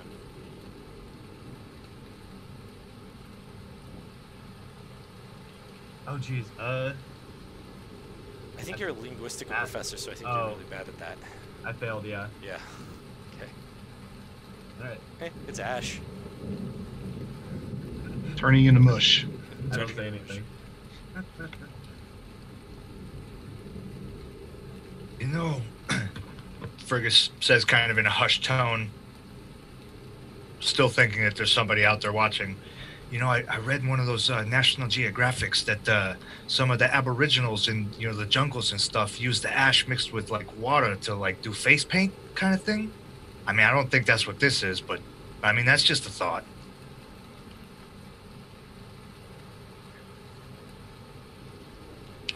I stand back up and take my place next to Fergus. I'm not seeing anything from this ash. Yeah, it's kind of peculiar that the footprints just kind of stop. Like, that's just really unnatural. I mean, there's not even a tree here. Like, where did she climb? Like, I'm just a little unnerved. I'm just gonna come right out and say that. Doesn't look like she climbed anywhere. I mean, the footprints end right here. Yeah, that's impossible though. Like, It's what's here. oh man, yeah, that's One thing we learned in archaeology: trust what you see. That's what the entire science is based on. one thing I learned in the war. Trust your guts, because 9 times out of 10, that's what's gonna save ass. My guts tell me this is wrong. If something feels wrong, if that makes any kind of sense. Well, this certainly doesn't feel right. I'll agree with you on that, Fergus. See, that's exactly it. I've seen a lot of things, and seen a lot of horrible things, and I've never seen anything like. And you said the footprints lead there, and then ash, and then that's it, right? That is correct. That is a correct assessment of what I have described. And like we don't see anything. Like you look up look up and look everywhere. There's nothing. I look back at Nevada. All right, Dr. Jones, what is it you see here? As I say, it's just the same footprints we saw in the mud outside the diner lead here in directly where the ash was. Oh, thank you for your insight, Doctor. Nothing leading away. There's nothing. Like, you don't have like a PhD that could help this or something? Like, Do you have your PhD on you? Nevada's So feeling alone. I'm going to start walking back towards the diner. Somebody should have stayed with the girl. I knew I should have did it. I didn't want to. I wanted to have fun with the guys. But I like in hindsight, somebody should have stayed there. So, Scott, considering what's happened thus far in the evening, you're going to shoot it down, I know, but there's no way that my occult skills would come into play yet, would they? Has it not been weird enough for that yet? I mean, no. That's fair enough. I mean, it is weird for sure, but I mean, you could go for it and see if you could come up with some kind of possible ritual that involved ash in the woods and a person who disappeared. But aside from that, there's not really any occult feel to this at all. I'm out of character. I kind of feel that would come in maybe if we actually see the lights that Correct. Jake saw and freaked him out to that degree. So, all right, so we'll wait on that. Hey, Will, how slurred is your speech? Or are you very coherent? I'm as coherent as I am in real life. So I'm 3.5 in right now. I was to say he's matching his character in real life. Just It's like mixed fractions though, because it's a flask versus beer. So we got to get the slide rule. You saw me take a deep pull, but I'm an experienced. More than one. I'm an experienced drinker, so I don't know. Okay. Right. That's like, you're on pace. One of my traits is smooth talker, so I think that even sloshed, I wouldn't be able to tell. you probably wouldn't know. He's probably actually more clear or drunk than he is. And Wentworth especially wouldn't be able to tell because he only crawls out of a book when he has to. So. Right. Yeah. Officer, there's a woman out here, I think. Are you gonna leave us to find her? Isn't this your job? Officer? So he goes, she's not out here anymore, fellas. And that's his job. I'll shut up. I mean, I don't know if you can tell if you guys have any powers of deduction, but footprints, pile of ash. I've seen a burnt body before. It turns out to be a lot smaller than you think. So she's gone. I don't know how. I don't know why. I don't know what. But I'm gonna go back here and I'm gonna go check on a little girl that we found earlier.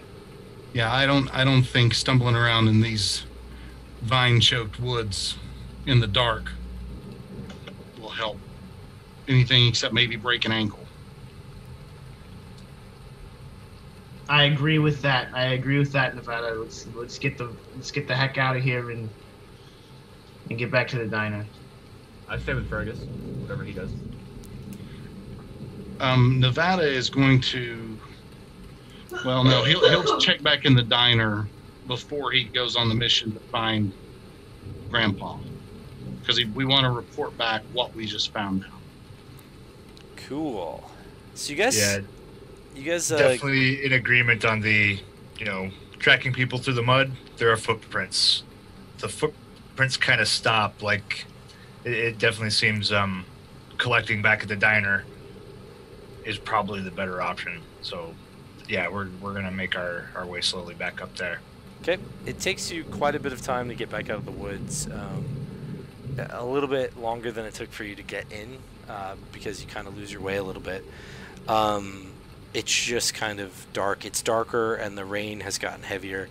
You guys make a con roll for me, because you're in this cold, rainy weather for a while.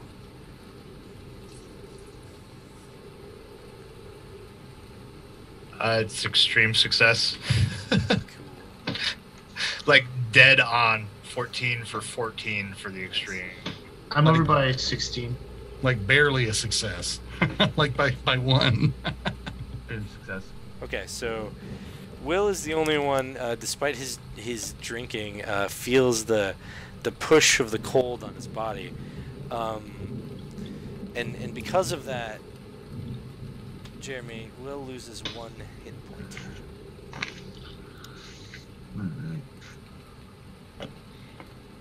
You said that the hit points didn't circle on this or whatever or something? No, I was talking about the your sanity, because it changed because of your experienced policeman nature. Because there's like a 9 over top of the hit points. Yeah.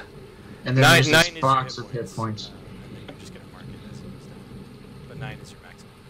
Okay. Alright, I got it now.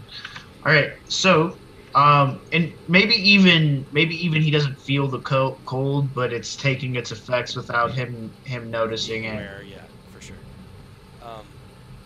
Okay, so you guys get back out of the woods, and you get back to where the bus is, and you see that it seems a bit strange out there.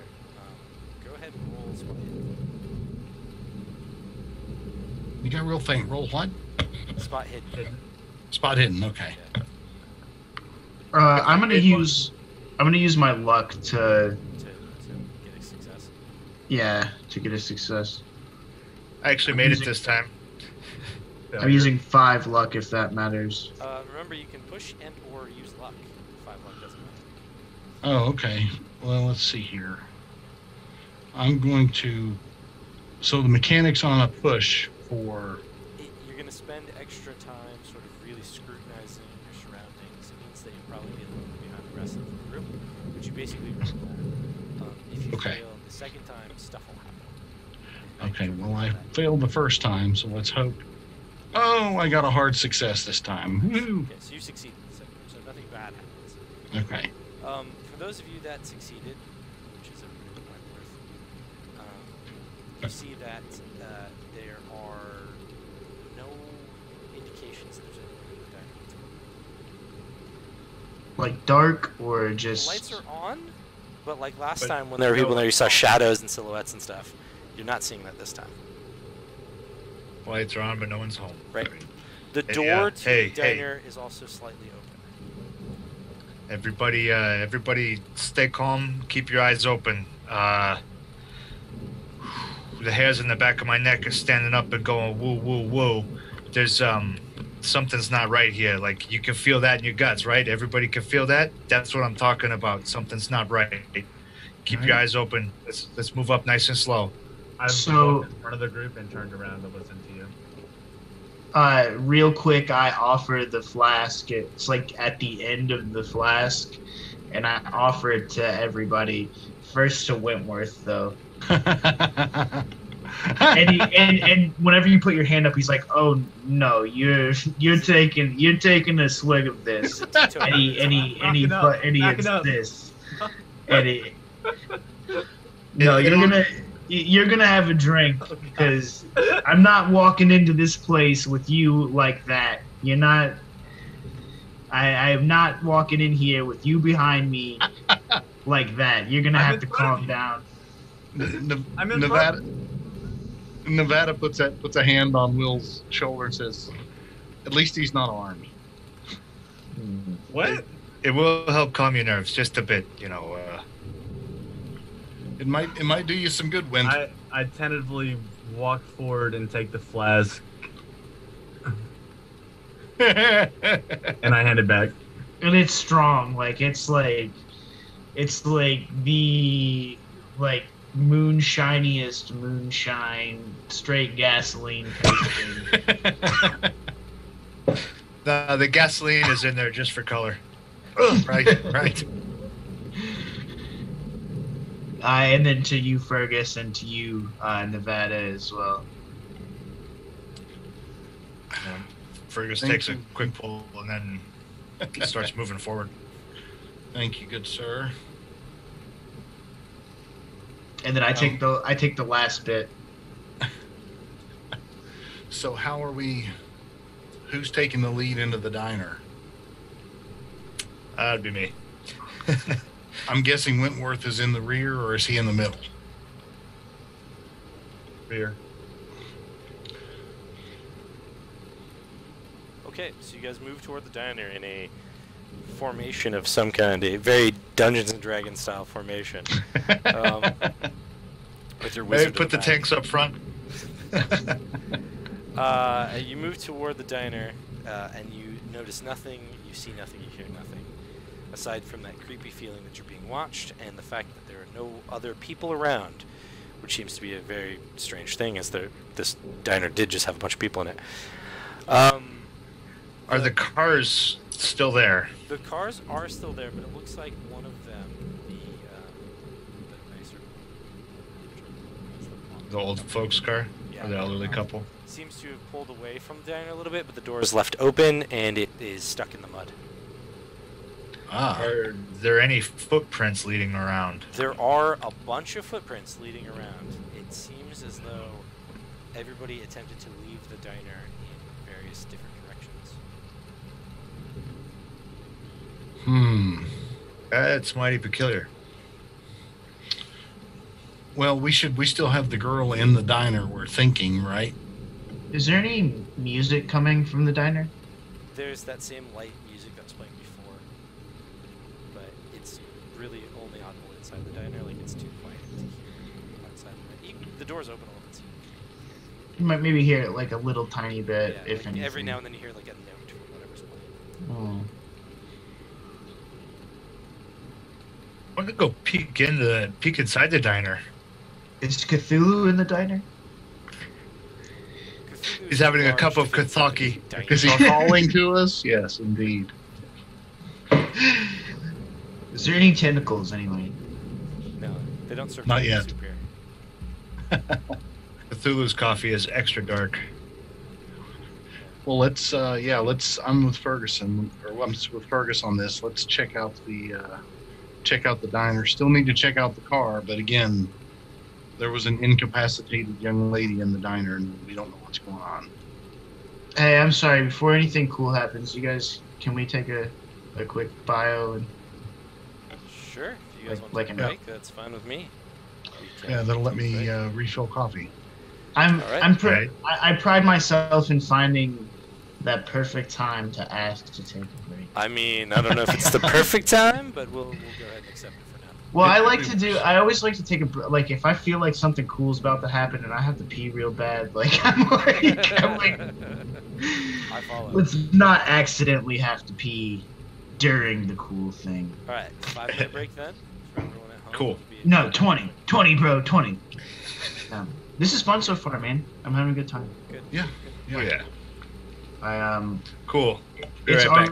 it's already topping my previous Call of Cthulhu sessions. Sorry, previous keepers, but this is better. It's a very good scenario. Like I mentioned in the comments, it really does run itself. As long as you've read the scenario and you understand how it's supposed to work, it basically puts itself together.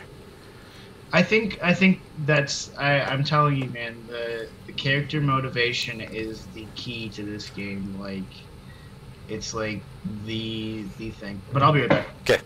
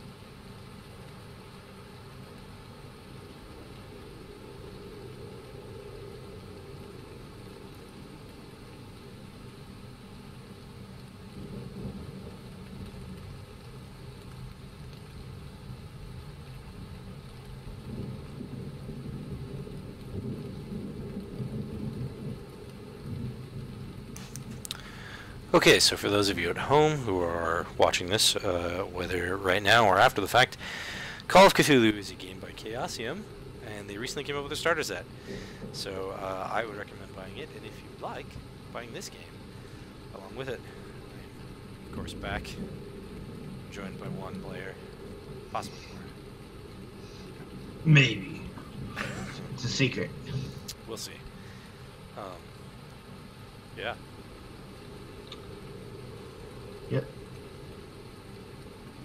And also, a little bit of it might be, what is it, party meshing? The dynamics. The dynamics of the party. Yeah. That's working out well, too. I think so. And it might also help that I know you. Yeah, I mean, I know you, and you know, I tried to do, when we made the character, I tried to, like, ask you questions to figure out how you wanted the character to be, and then work the rest out. You know, if you had the basic ideas on what the character was going to be, then I could work out the nitty-gritties of the stats, like the actual numbers themselves. Like, I don't know if I would want to play as, like, Joe Schmo ever.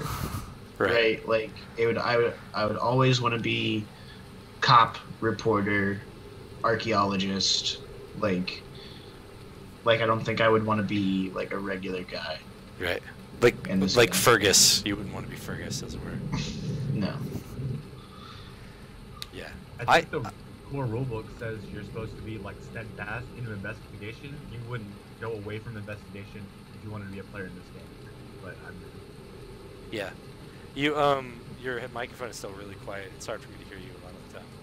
Thanks for letting me know. Yeah. So yeah, Sorry for the delay. My pup had to go out as well for a bio break. No, it's unacceptable, Joseph. We're not even entirely sure that Nevada is back. Oh, that okay. The other Joe's here.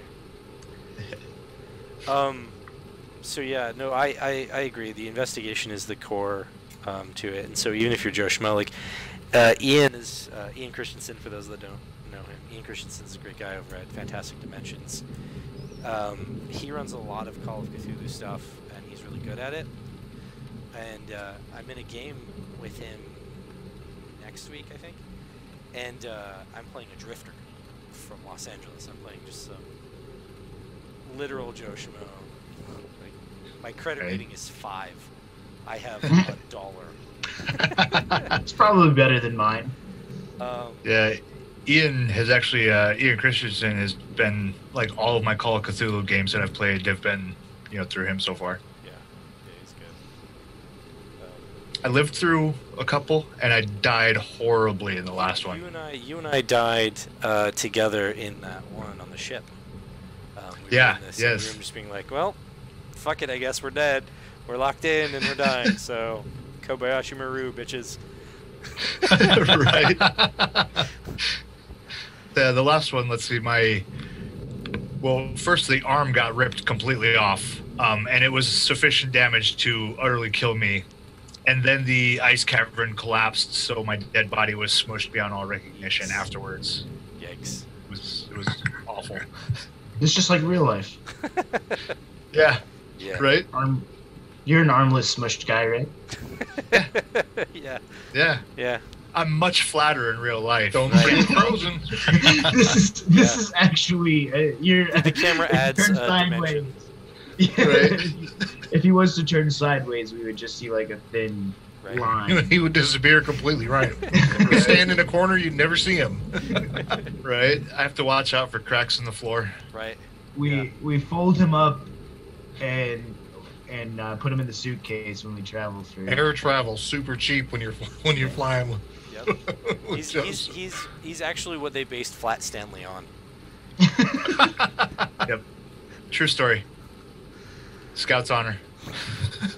Okay, getting back into it. Let me start my timer back up. Oh, there's a timer? Oh, you didn't know? No. Yeah, You there's a should timer. always tell people about timers. Oh, no, not at all. If you haven't noticed the alarm going off in the background, that's your own problem. All right, so when we last left you guys, you were about to creep up on the diner to find out what was going on outside. You haven't seen anyone at all. So after we have our little powwow circle of drinking moonshine and finishing it off, and we walk. Did we walk up to the door yet, or? Yeah, you guys got to the diner door. That's where we allowed. That's where you Okay. were at when we took a bio break. So yeah, I'm gonna flash my flashlight in there too. And Okay. Nothing. I mean, Nothing. the What lights are are we on looking inside, so you don't. Oh need yeah, flashlights. my bad. You can absolutely see inside. There's nobody in I'll there. pass my flashlight back to Professor Avery. A little confidence boost. Pass that to Wait, him, and then didn't he have one? Didn't he take one from the truck? No, Oh, I thought you had one. Okay, there's only one between us. got I'll it. take it. Thank Got you. it. Thanks, Fergus. Yeah. This whole Right. time I thought there were 3 flashlights. There were only 2 flashlights in the woods. We tricked you. that Extra was all the creepy. tripping. The hits all the tripping. Yeah, exactly. All right. Yeah, I'm gonna go in. I'm just gonna kind of like look over. He'd made hand gestures before. I'm just gonna like assume that Will knows. I'm just gonna kind of give him a look and point into the right, and I'm gonna 2 fingers, fist. yeah, Yeah. and I'm gonna like lean into the door and sweep to the left, just kind of from the doorway looking in, gun out front. And I follow what I think is his lead, whatever he wants me to do, whatever I think he wants me to do, and enter the room, cop like. Yeah, this part does translate. They entering the room with each other. It does translate to some cop deals. You've walked a beat before. You've had to raid a place. You know, this kind of stuff makes sense. You guys go in and find that the diner is empty. No one's inside. All the tables and chairs seem to be where they were. There is a knocked over cup of coffee and a knocked over glass that's shattered where Jake was sitting, and the cups seem to just be the one that's knocked over. Is probably the old cup. And the girl is gone as well. Yeah.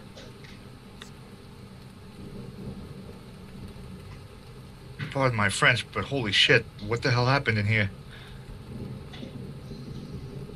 I'm gonna move fully in. Okay. Like it's empty. It's a ghost town in here. Like people left in a hurry. Nevada's going to go back and look in the kitchen area and out the back door toward the outhouse and see if he can see anything. Do you go? I'm helping with the light from the doorway, Okay. trying not to enter fully.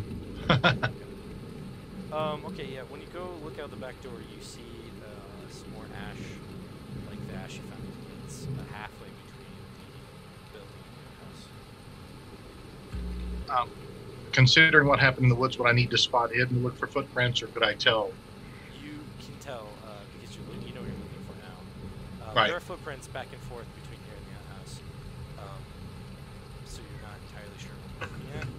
But there is a pile of ash where some footprints stop.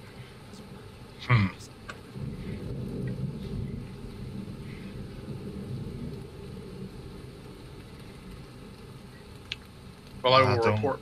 I'll report back to Will and Fergus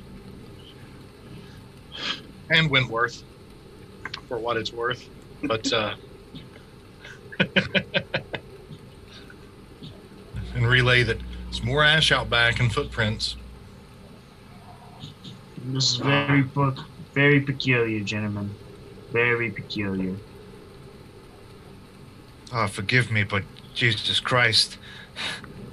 Like, I'm not liking this at all. You said there was more ash, like, in the woods? Maybe we should go and check the car. Like, I'm not sure Jesus Christ has anything to do with this. let's. Hey. Let's leave the Lord and Savior out of this, all right? I'm with you, Fergus. We should check out the car with the open door. And keeping in mind that I have keys to the truck, I guess. Correct. Both the professors are the ones with the flashlights. No, I do not have a the one. flashlight. Yeah. I'll go with the 3. So we each have a flashlight. Okay. All right. So the 3 of you go to check the car, and Will, what are you doing? I want to check the diner for ash or remnant So, or like if anybody like tracked Ash or anything like that. Sure. Okay, we'll go with you then. You're looking around, and there does appear to be some ash that was kicked around. It wasn't. It's not in a pile like you found it in the woods, which is why you guys didn't notice it. In fact, you guys kind of brushed it. You're quiet again, man, but I can kind of hear you. Moral of the story is there is some ash that was on the floor. It's been kicked around, and you guys even kicked it around when you came in, not noticing it. Dude, I bet it's your connection inside your headphone because it gets better every time you touch it. Yeah. Every time you touch it, it gets better. But so it looks like one of those piles maybe got kicked around, or it looks like okay. Is there any scorch marks or anything like that around the pile of ash? Nope.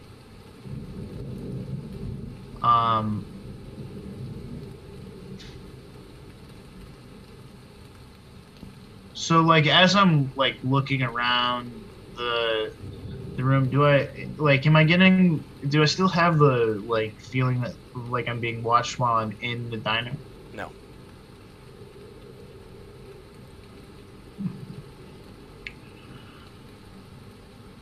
And then I go and I look at the ash out back just for my own purposes. And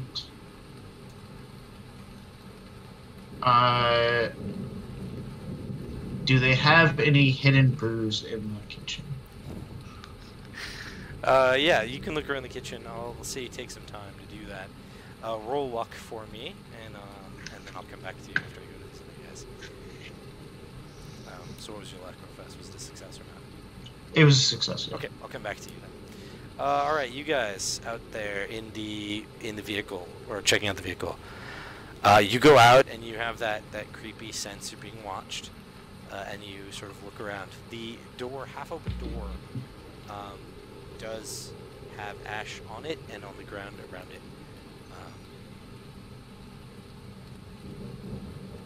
More of the same.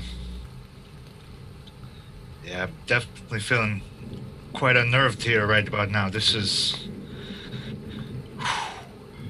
I'm kind of at a loss. And the whole time I'm kind of scanning around us, feeling like I'm being watched, still trying to like into it or try and look to see like who is staring at us. I shine the light, Kind of that look around. thing. Yeah, do we see tracks going away from the car, or are there just to and around the car? So there were tracks that led out from the diner, but there were tracks that led to where the car was parked. Then the car seemed to have backed up, got stuck in the mud. The door seems to have opened, and then you have this ash. That's what you're looking Gotcha. for. No prints that leave from the car door. Okay. And with the girl not there anymore, I mean, I still feel partly responsible. I thumped her with my bus. I'm kind of getting the feeling we might have to. Maybe she went home. I think you're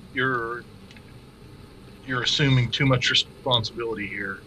There's a lot more going on than you thumping the young lady with the coach. With this, I agree. Shocked. But still, in a nightgown, out here all alone, like she could be my little sister. I wouldn't want my little sister out running around, getting scraped up in the woods, getting thumped by some idiot driver in a coach. Oh, you're a good man, Fergus. Of course you wouldn't. Well, then let's. Do you want to step in out of the rain? Maybe talk with the good detective and see what we should do next. We really, I kind of feel even more. It's more necessary to maybe find her grandfather now. Maybe she did go home. This ash is disconcerting. Yeah, I mean that cottage is just up the road a ways. I mean, we should the Green Acre Cottage. We should commandeer one of these vehicles. I think that's how the detectives call it. Like, I think we should definitely go talk to him and see what's what. Well, I pulled the keys to Sam's truck out of my pocket, hold them up in front of Fergus, and say, commandeering won't be necessary. I actually have permission to borrow one. Oh, that's excellent. So step back in the diner and see what Mr. Rither's ready to do.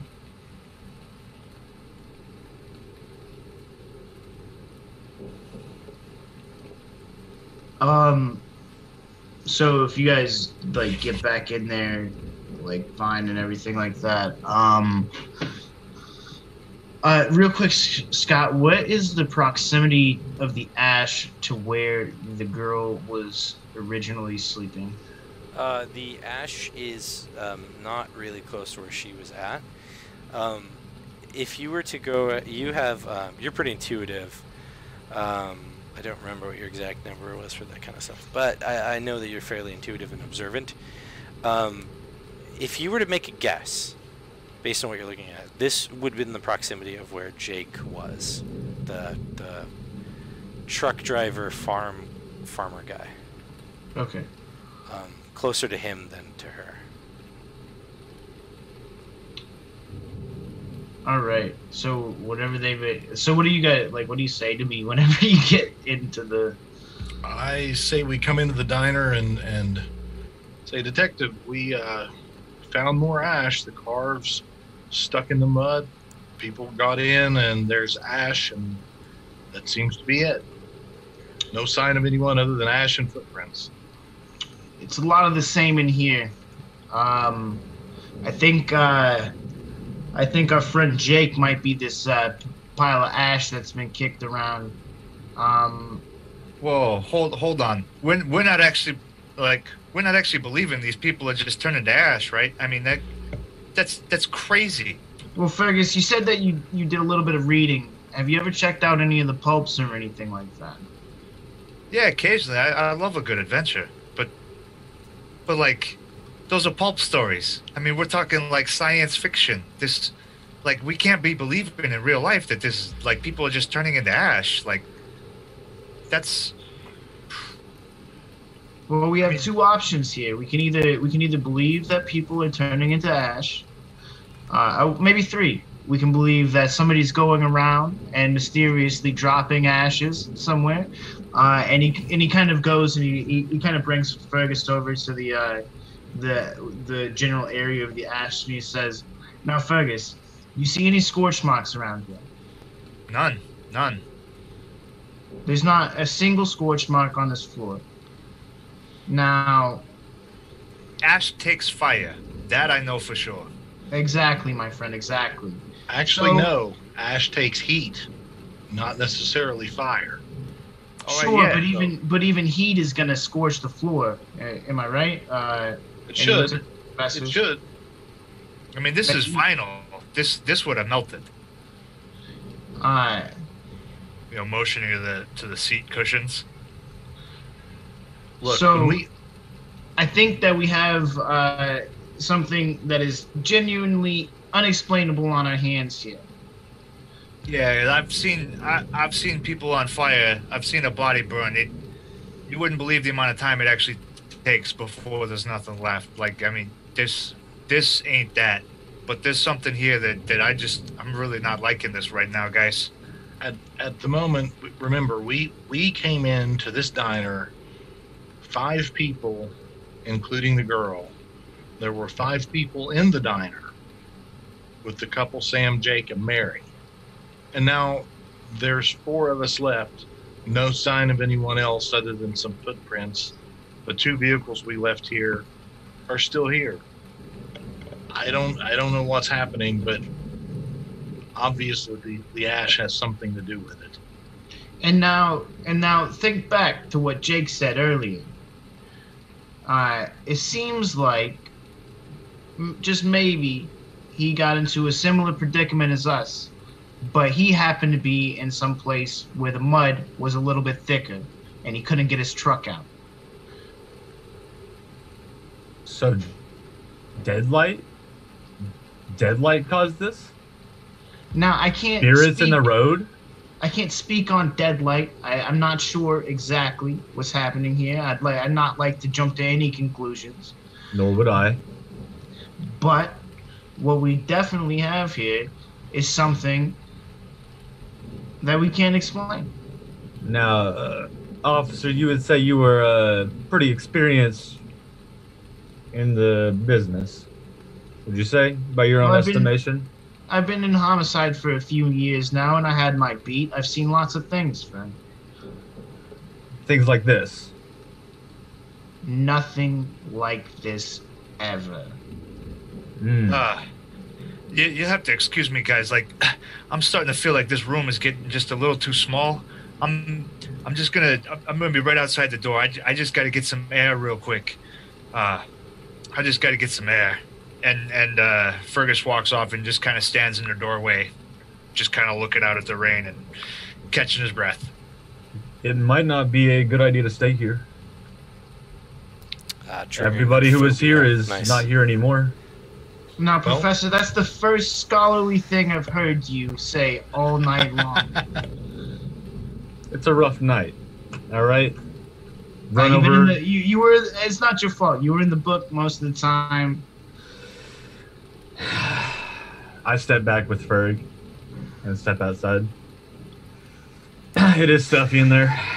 And Will, did I find the booze, by the way? I did. Oh yeah, sorry, yeah, you totally found a bottle of booze. So, a bottle of cooking sherry.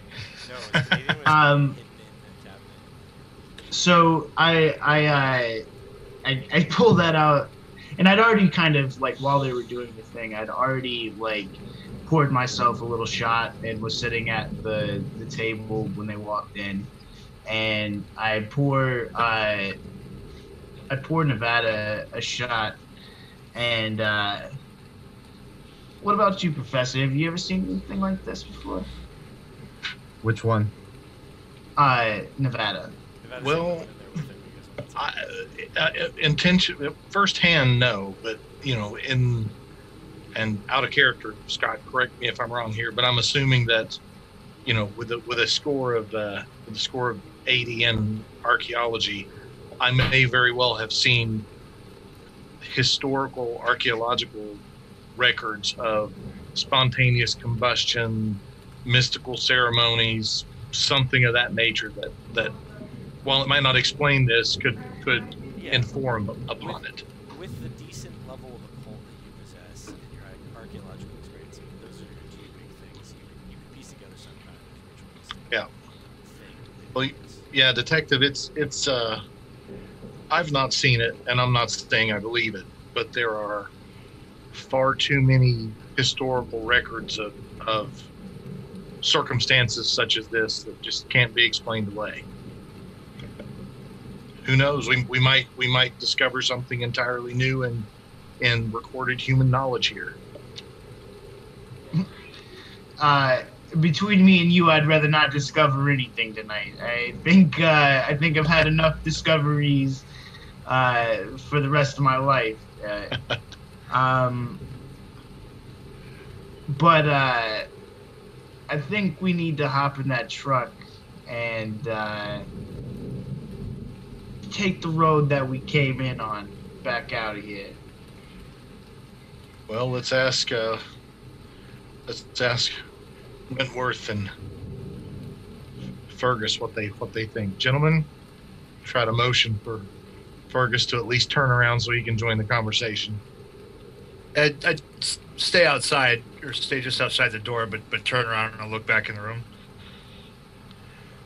So, what do you guys want to do? Do you want to head back down the road we came up on, or do we want to try to go up to?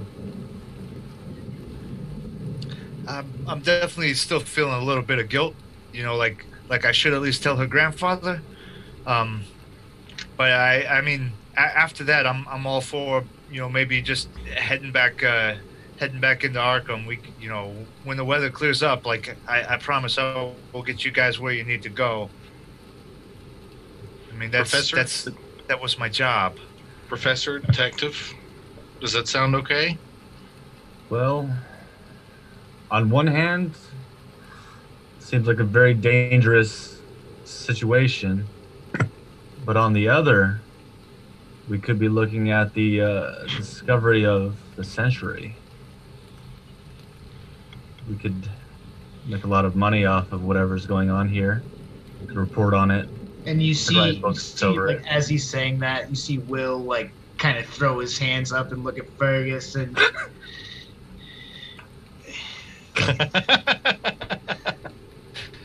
I think I've done my part to get included into enough history books already. But I do feel some small bit of guilt. Like I would like to at least make the attempt personally to talk to this girl. I think they said her name was Amelia. To talk to her grandfather, Mr. Webb. Okay. That's my thoughts. I'd be willing to go with Fergus to the house and then go back down the road we came, as Will has pointed out.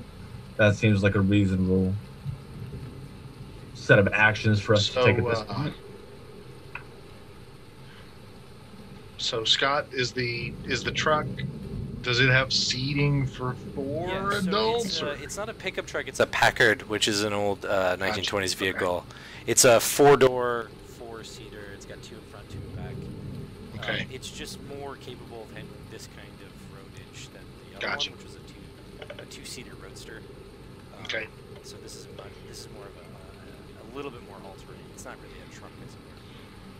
But it's bigger and has larger capacity. So Well, presuming that Fergus, being a professional driver, has the most experience of driving, I may be in error there.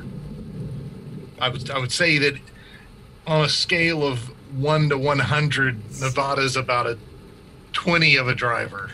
So, nice. He'll hand the keys over to Fergus and let the driver do the driving. are we really fucking doing this? Well, we should. I mean, it's not that far up the road, right? If we were walking, it would be a lot longer. But we've got a capable vehicle. Lighter, Listen, less chance. I'm to get gonna stuck in the come. mud. I'm gonna come with because I can't. I don't know how to drive this damn bus over here, or else I'd be out. You see out of the corner of your eye that I'm doubtful as you're saying maybe we shouldn't do this.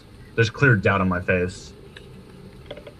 I mean, if you guys don't want to follow along, that's fine. But I just have a real feeling that like I should at least say something to the grandfather. Yeah, I mean, I agree with Fergus. Let's if you don't want to go, we can swing back by the diner and pick you up. We're going to come right back by here on our way out. Yeah, it So- seems like a really good idea. Every time I've turned my back, there's been ash somewhere. So you think that you're leaving me here? You crazy? You're not gonna see me as a pile of ash in this diner. I'm glad you're coming with us. Not me. Not me. Brilliant. Okay, so you guys head to the vehicle, and you're gonna head up toward the Green Apple Acre Cottage, right? That's the plan. Right. you know, As best as you can kind of make it based on what the information you had from Sam, who gave you a pretty rough description. Essentially, back on the road the way you came. There's a turn off, and then it leads up to their cottage, which is enough essentially to go on. Like Fergus, you could parse that together and figure out what they meant by all of that. I'm sure I've passed the road dozens of Yeah. times. You've seen a turn off before, so you're vaguely like, oh, that's what that goes to. Got it. Never been up there, never had a reason to, but I get it. There's a road up there. And it may have been something that subconsciously you always were like, you saw it, and then you're like, okay, that diner and that gas station is just up the way a little bit. One of those kind of things. Right. Like a landmark that wasn't really a landmark. Yeah. So you managed to carefully get the Packard out around the truck and headed up. Well, I mean, in the mud, and the thick mud that the truck slipped in, and around the bus, and up the road. The road seems to be holding okay, mostly because you're in a lighter vehicle than the coach or the truck. However, along the way, you're driving fairly slow, as it were before, but there are bright lightning flashes that keep you, well, let you see the turn before you get to it. Go ahead and make a drive roll, just one for me.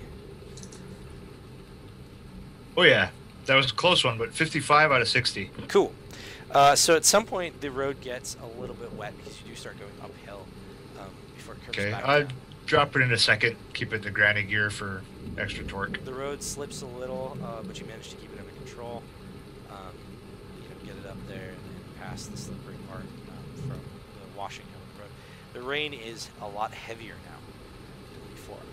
Eventually, you come to a cabin that is recently renovated. It's a single-story old colonial-era property. Behind it sits a small barn that is serving as a garage.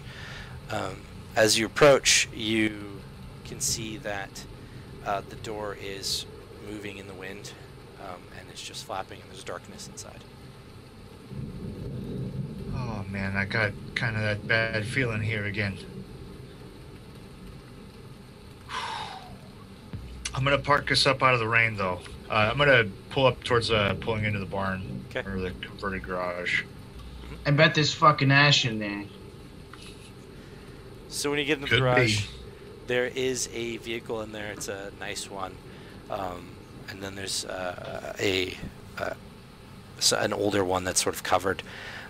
But the nicer vehicle is kind of in your way. You can park somewhat inside the barn, but not fully inside the barn. So the Right? back It end is just supposed to just be- enough that like, not less threat of tires getting sunken into some mud. Correct. Get some Yeah, at least some of the tires dry. yeah, for sure. Is the car that's in the barn dry? Yes, The nicer one that's uncovered? Okay, so it's not moved tonight. correct.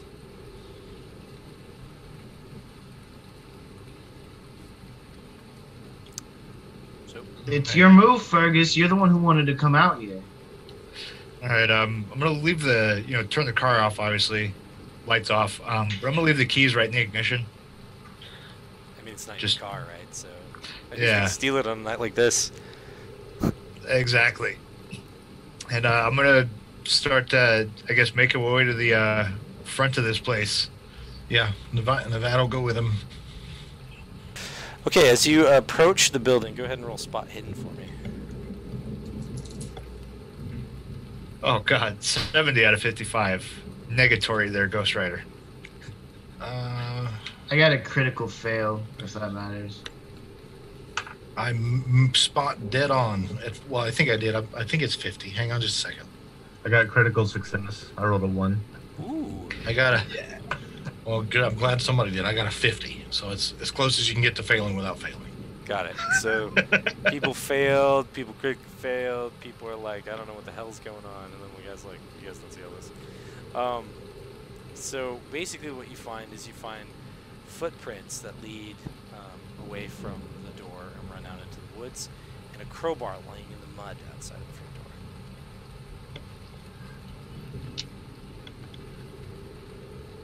Officer, I think I got a weapon here. Yeah, I come over and I flash my light at it. Okay? It's a crowbar laying in the mud. Does it look like there's no like blood or anything on it? No, there's no blood or anything. It's just a basic crowbar. What's like in the general vicinity of the crowbar? Footprints. More like when I look at the door, does it look like the door has been forced open with a crowbar? No, it doesn't look like the door was forced open with a crowbar. But the door is open. So the And are crowbar the seems to footprints- just be there for no clear reason. Does the crowbar seem to like are the footprints leading up to the crowbar and then away from the crowbar? Ish. So the crowbar looks like, if you're basing it off of the footprints, that whoever made the footprints just sort of let go or tossed the crowbar as they were running. So there's decent space between each of the Right. footprints. You based on the skills you have at tracking people, that this is definitely running footprints, not walking footprints. Like potentially the girl. Possibly. Footprints heading kind of generally towards the road. There's another Ish. lighter set of those. Yeah. Oh, okay. So I say, hey Fergus, if I had the inkling to figure out what was going on here, I would follow the footprints that lead up to this crowbar. So, back into the house. Or, I'm sorry, are they actually coming from the house, They're coming from leading the away? house. Yeah. From the house to the woods, correct? Correct. Has So which- anyone picked up the crowbar? Like, taken possession of it? Because if not, Nevada will. So detective, follow where they're going or follow where they came from? I would follow where they came from.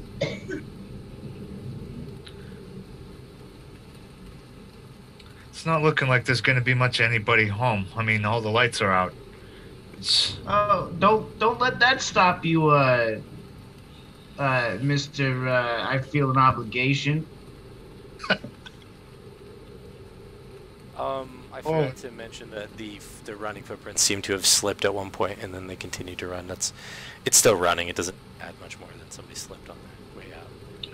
okay. I'm gonna step up to that. Is there a part of the house outside of the house that's away from the rain that would protect me from the rain, like the roof? Yeah, there's not really an awning or a porch, as it were. The There's a eaves porch, but- aren't very deep. Yeah, there's something, but it's not super deep. Okay. I'm going to give a good healthy knock on the door. The I door mean, I that's know it's flapping open. Yeah. Yeah, I know it's open. I'm going to kind of give a good healthy knock and Okay. look inside. Hello? You give Anybody? a full a deep knock. There's no response. But And- looking inside with your flashlight, you can see that there's a few pictures on the wall in there, and some shoes on the ground next to the door. The pictures show an older male and a younger female. The female looks relatively familiar. Various ages of her. How high are the ceilings? Standard They're like the height. low ceiling kind of cabin, or No, they're slightly higher. It's more of like a designed to be a home, Okay. a cabin, and it's been renovated, so it was some changes were made to it. A telephone sits near the door on a small table, and yeah, it looks relatively well furnished, but rustic inside. I checked the telephone to see if I can get the operator. Okay, pick up the phone, and there is no tone, no sound, anything. Doing your I'm cookies shocked. or whatever is that generally go, nothing happens. Hey Fergus, I can't even get the operator over here. Tell me again what your plan was. I was just gonna talk to the grandfather and let him know about the daughter, but I'm not, or the granddaughter, but I'm not. It looks like everybody left the house. I can see that from here. I don't need to come too much farther in there. Like, Do you think maybe we could look around and see if there are footprints out a back door or?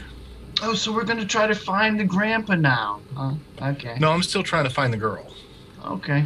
And she And- definitely didn't come back this way. I mean, the footprints are leading away. the picture of the girl is definitely the girl that we picked up, right?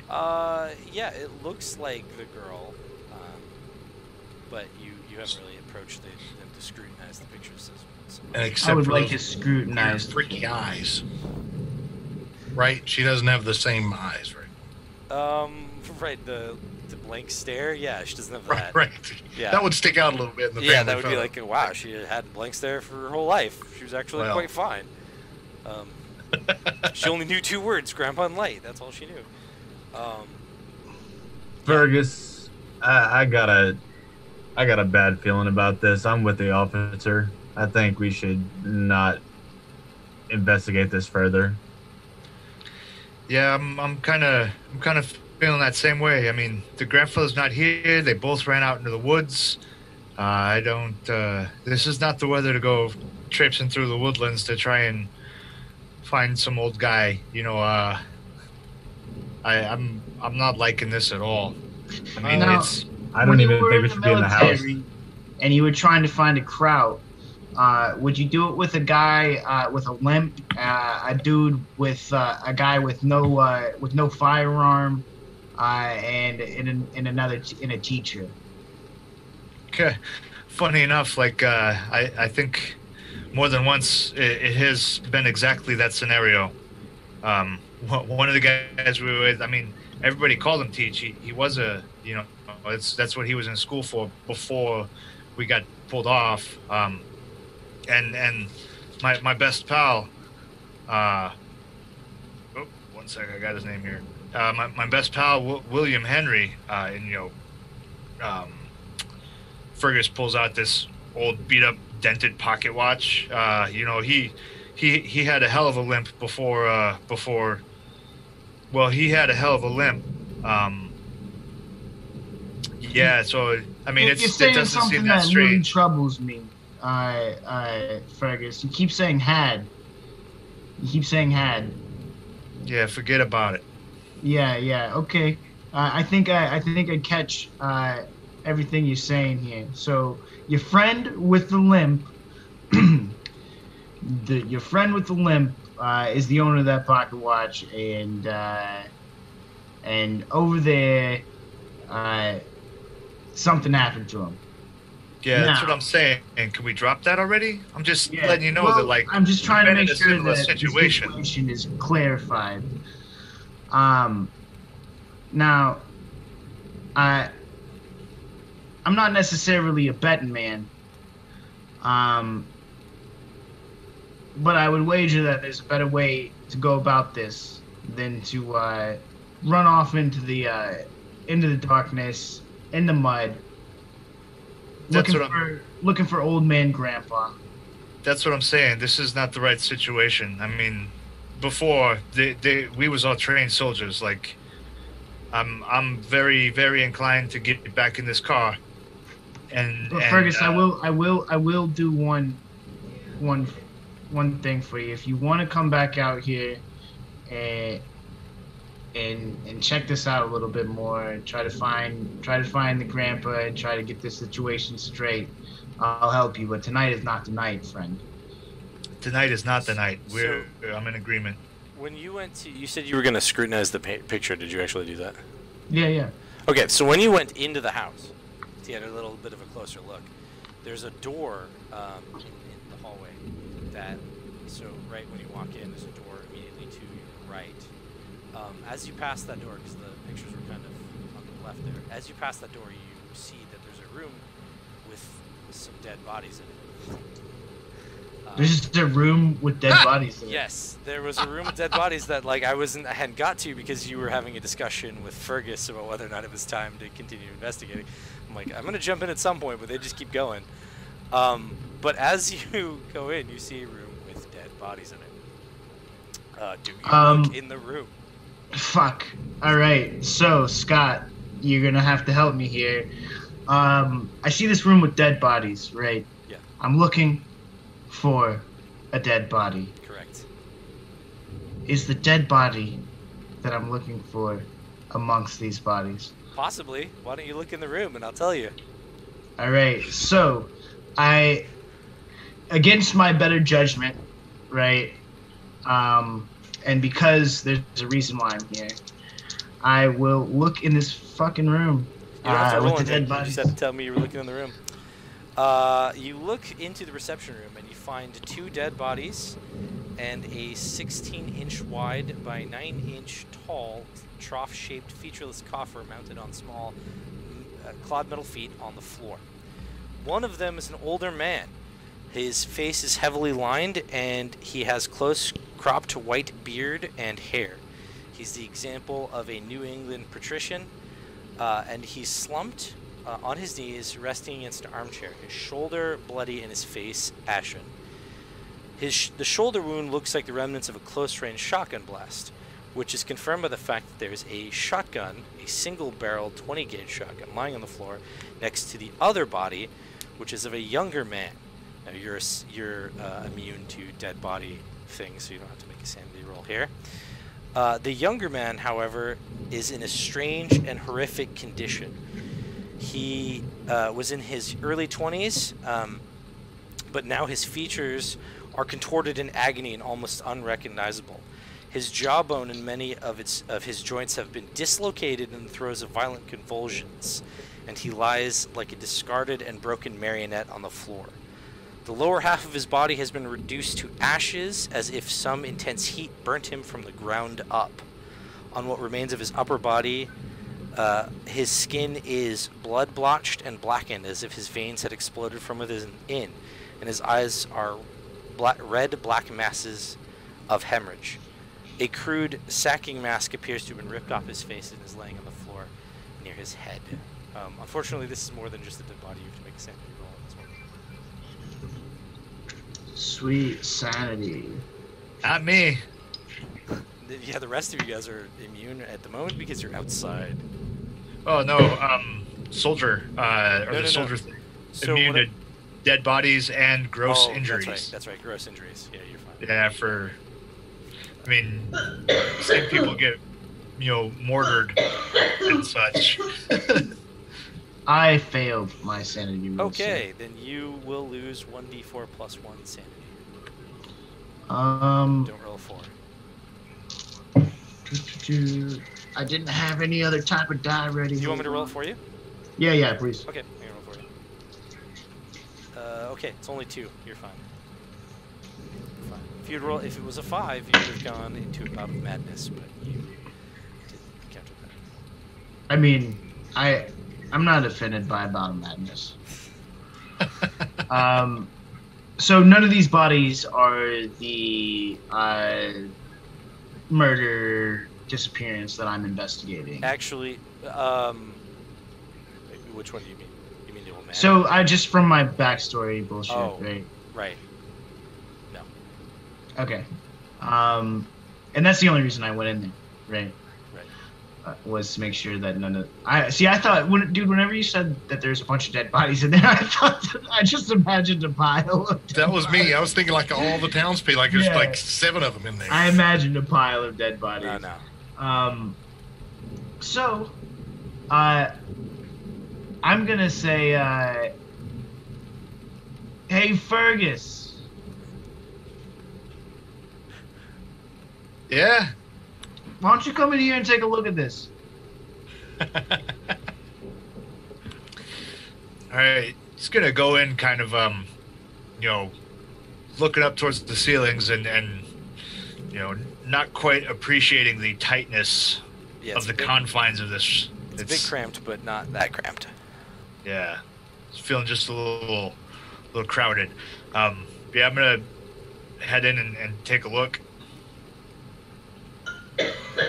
Okay, you see all of the stuff that I described before. And you're going to have to make some sanity rolls. Well, no, you won't. You won't have to make any sanity rolls. You're gross so injury. all right, Fergus, I think this was a brilliant idea coming out here. And as I said before, I think that it's probably time to hit the road. Yeah, it's the first time I've ever seen. I mean, it looks like they got shelled. It looks like a mortar went off, but there's no explosion. Should we make the teachers? I mean, that's only half a guy. Nevada and Wentworth, why don't both of you roll a spot in for me? And Right, and try to ignore the awkward conversation of, yell it out. That's only half a guy. Right. Pass. Nevada, he passed. Hard success. Okay, well, this was a time that you guys would have rather have failed. I figured. But, it's cool. So you both see a light drifting from out of the woods. It seems to be moving like mercury in water. It's drifting sort of at waist level, and it just seems to be moving in a very random, non-determinate way. Almost like it's floating in the breeze, or like a jellyfish in the sea. But as you see it, you begin to recognize that this light is unworldly. It's just not right. It is exactly as Jake Burns described it, a dead light in the woods, and it's coming out of the woods toward you. Both of you have to make a sanity roll for me right now.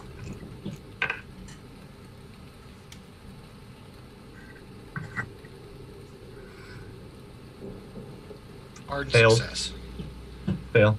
Fail and 12. a success. 12 out of 50. Okay. No, wait, that's sanity again. Forgot. Yeah. Yes, passed. Okay. Nevada, lose 1 sanity. Wentworth, you have to roll a d6, and that is how much sanity you lose. 6? Didn't this... Okay. I forgot to pull this out because I didn't even think about it. You're going to suffer from a bout of madness. Oh, great.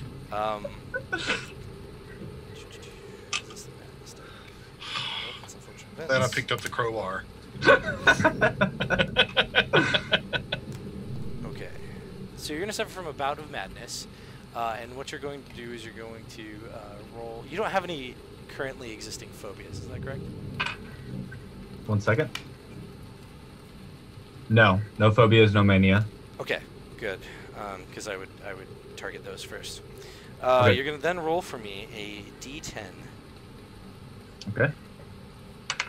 9. 9.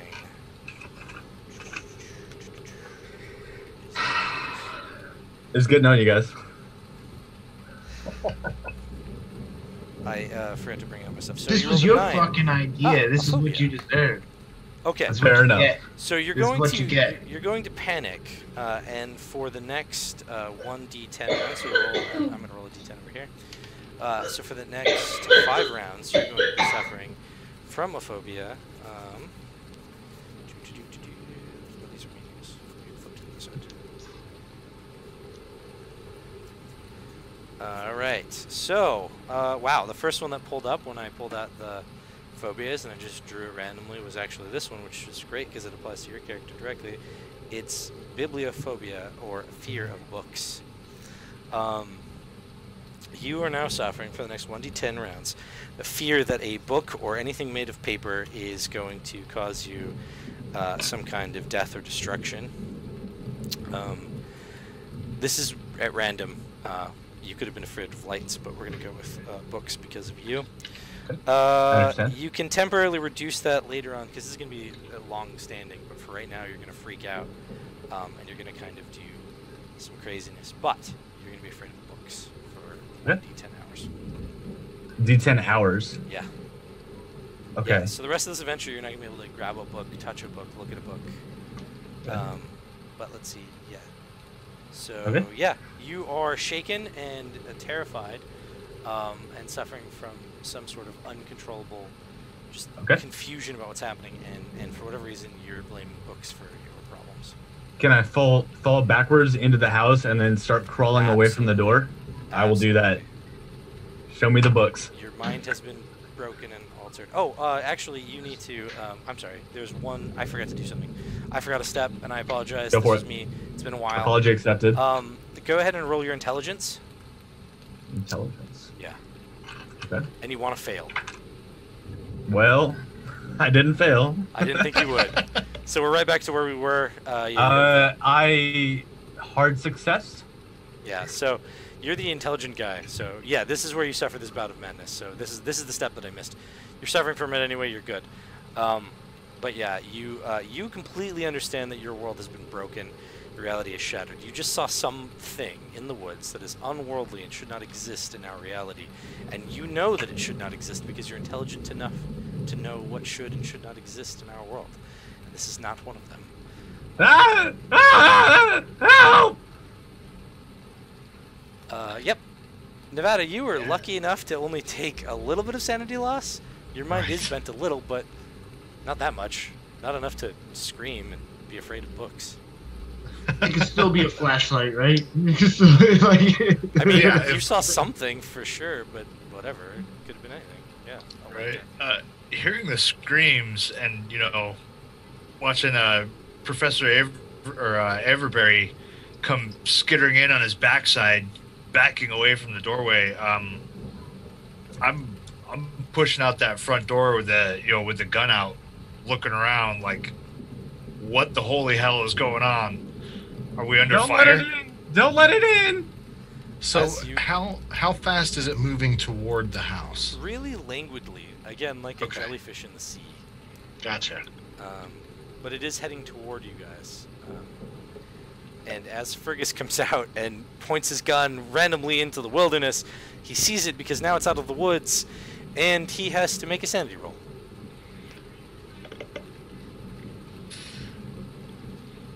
Hey, I actually made it. 14 out of 43. Cool, 1 sanity point loss. By the way, if you guys ever lose if you lose 1/5 of your sanity, just let me know, because that's something that happens. How much sanity did I lose? You lost 6 from that. Yeah. My bad. Thank you. Yeah. So I'm not sure if you lost sanity before. You are in a bout of madness. You are immune to sanity loss for the remaining 4 rounds or whatever. So basically, for the next couple of minutes, you'll be, the next minute or so, you'll be kind of gibbering, jabbering, and the fact that you crawled in and should now be able to see dead bodies means nothing. Yeah. I did lose 1 sanity before, but that doesn't matter yet. That doesn't matter right now unless you lose the 1/5. Okay. So in your case, if you lose 20 sanity points, wait, that's 1/4. Wait, 1/3. Wait, sorry. 12. I need 12. to lose 12 total. And that's 7. If you lose 12 total, then yeah, let me know. Okay. You're already suffering from something, so it'll just get worse. So I see. So he just fell into the room that we're. Yeah, he's actually in the foyer between the door and the room you're in, but he's right behind you where you're standing. If you didn't really enter the room, he's right there where you're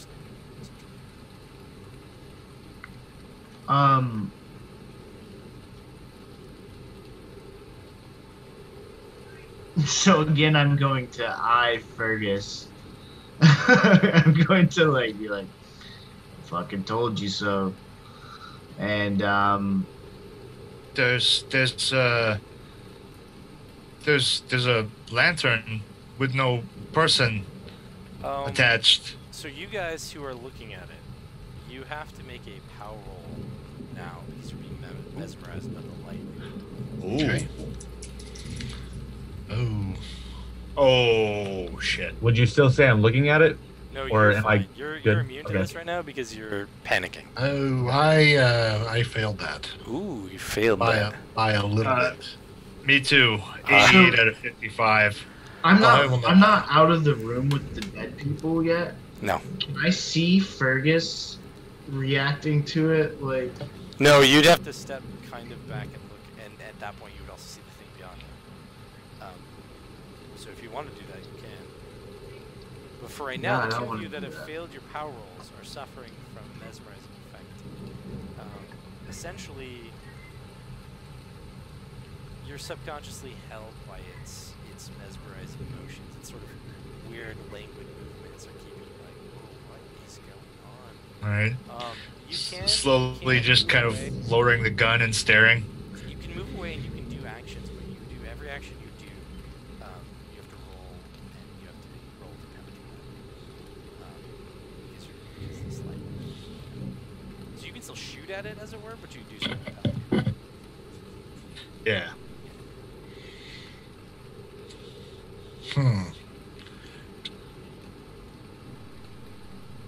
There's a lantern with no person out here. I'm wondering why somebody had a crowbar to try to do something to this bizarre light. And it didn't do them any good, apparently. Is there a window in this room? There is a window in this room. And he just said there's a lantern with no light. So I heard that. You did hear that. So I'm hopping out the window. Okay. There are 2 windows in the room. One near where you are, like if you were to go fully into the room, there's a window there, and then there's another one over by one of the bodies, the one that's half burned. Whichever window is on the wall of the door that we came in to get into the That'd be house. the first window. They're both on the same wall. They're just kind of in different places. Okay, yeah. So yeah, you can go through the window if you so choose.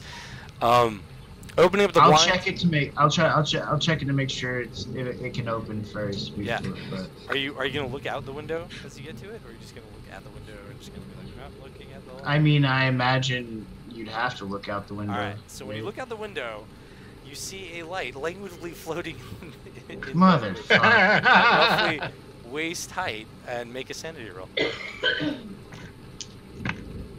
I pass. Okay, to lose 1 sanity. Sweet. And then you can go through the window, and then you'll have to make a power roll. I pass. Okay, cool. So you're good. And do I feel anything does it feel Like an uneasiness? Yeah, is Yeah. there like Yeah, you lost 1 sanity point. You definitely feel uneasy. okay, sweet. So I'm going to shield my eyes to it and run towards the barn. Okay. You shield your eyes to it, and you run toward the barn. That's where we parked, right? Yeah. Just the- That's where the car is with the keys in the ignition. Okay. Wentworth Averyberry, you are still suffering from all kinds of weird panic. I assume you are going to keep trying to get away from it. Yep. There's a hallway to your right, if you're backed up, and it leads down into the house a little bit more. There are doors on the right and left. Is there furniture in the front room? There is furniture in the room where the dead bodies are. They're in the front room? Yeah. You're in the foyer. If you were to go into that room there, you'd enter the room with the bodies. You go How long to is it to turn? You go to the right and down the hall a little bit. There's a door there. You can go into that room if you would like. Is the turn about 15 seconds? Yeah, I mean, it's long enough that you can make it to that door and get inside. Cool. I'm going to freak out over the dead bodies and not be able to take my action. I'll pass my turn. Okay, so you're just going to not do anything. Got it? I'm going to freak out over dead bodies now. Thank you. Oh, yeah. Well, you're immune right now at this point. Your world is just books and danger of books. You're already freaked out. I'll scramble on my hands and knees through the hallway. Okay. Then, and you get to that room. This is what happens. This is why I wanted to know if you went into that room. When you open the door, go in the room, you kind of go in and tumble into the room, and you realize it's a library. It is actually Dr. Webb's study. So you're now in a room full of books, freaking out. No!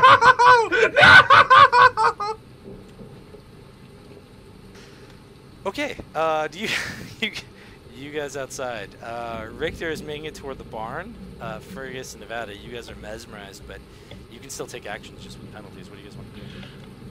So based on where we are, and the mesmerization effect of the light, what would more likely grab Nevada's attention?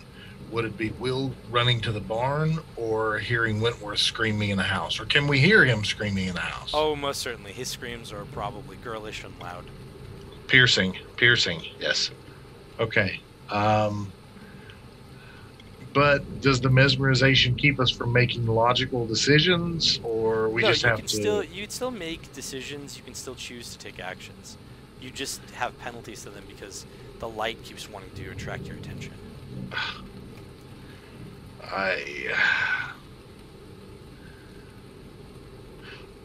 So maybe it would be more likely that I would follow Will because that would let me keep an eye on the light. Yeah, for sure. I'm trying to think about logically what I would do. Going to help Wentworth would pull me away from the light. Correct. Well, I think I'm going to follow Will. Okay, so you keep an eye on the light as you walk. That is absolutely fine. Yeah. I'm not moving as quickly as Will was probably. No. No, you can. If you were to try to go save Wentworth or figure out what's going on with Wentworth, you have to make another power roll. Just letting you know, and to break it. But right now you can follow Will while still mesmerized by the light. So that's Fergus. He's trying to, some of those instincts of hearing, a buddy start screaming, kind of giving him that trigger a little bit of like, oh, I've got to go get him. I've got to go get him. But it's so hard to pull away from that light.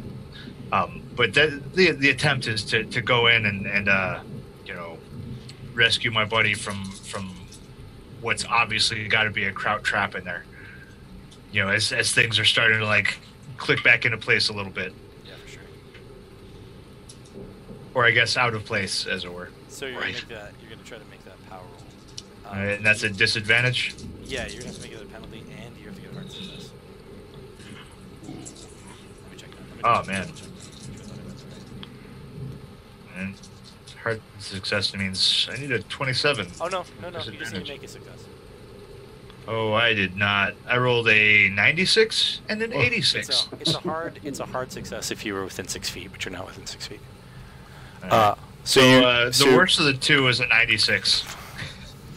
Do you want to try to push it, or? Yeah, I want to try and push it. How strong are those instincts? Yeah, those were instincts, right? Combat instincts. Right? I'm gonna try and push that. So is that does that add another? No, it doesn't add Penalty any dice? penalty. You just try again, and if you fail again, then I get to tell you what happens. Does he roll again a disadvantage, or is it just a Yeah, straight? he's rolling a disadvantage again. Yeah. Oh yeah, I'm already at disadvantage still. Rolling. Gotcha. Oh lord, nope. So I'm looking at a 55. The worst of my two rolls is a dead-on 60. Well, So that's still a fail. So you try to break from this mesmerization, this feeling that you got to look at the light to go rescue your friend. But as you try to do that, like something compels you to keep looking, and you're like, no, I really need to rescue him. The war instincts, the krauts are going to get him if I don't. But as you start thinking that, you just think, well, but this light though, it's got all the safety in this darkness that I'm going to need in this rain, and I'm safe if I stay in the light.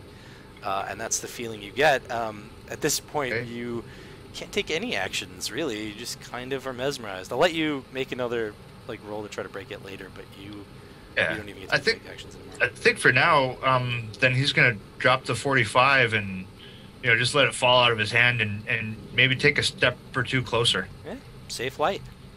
Yeah, it feels safe. It feels It's a feels harbor calm. in the storm. Yeah. But yeah, that's that. All right, Will, what are you gonna do? I am obviously making a beeline to the car. Yeah, you're fine. Shield, hand like this, trying not to look at the thing. Of course. You had the power to do it. You have the willpower to break that, so you're fine. So you get to the vehicle. The keys are in the ignition, as was indicated by Fergus earlier. So you get to the car. It's fine. It's still relatively warm because you guys have only been here a few seconds.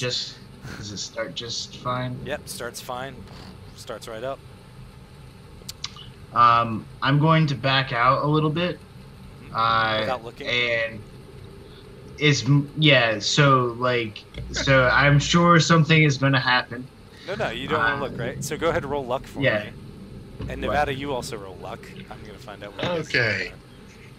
I passed my luck. Okay. I did too, Okay, good. So comfortably. you get out of the barn without striking any of the barn door or anything in the process. And Nevada, he misses you, fortunately, as he pulls out, so you don't get clipped by him. Both of you are fine.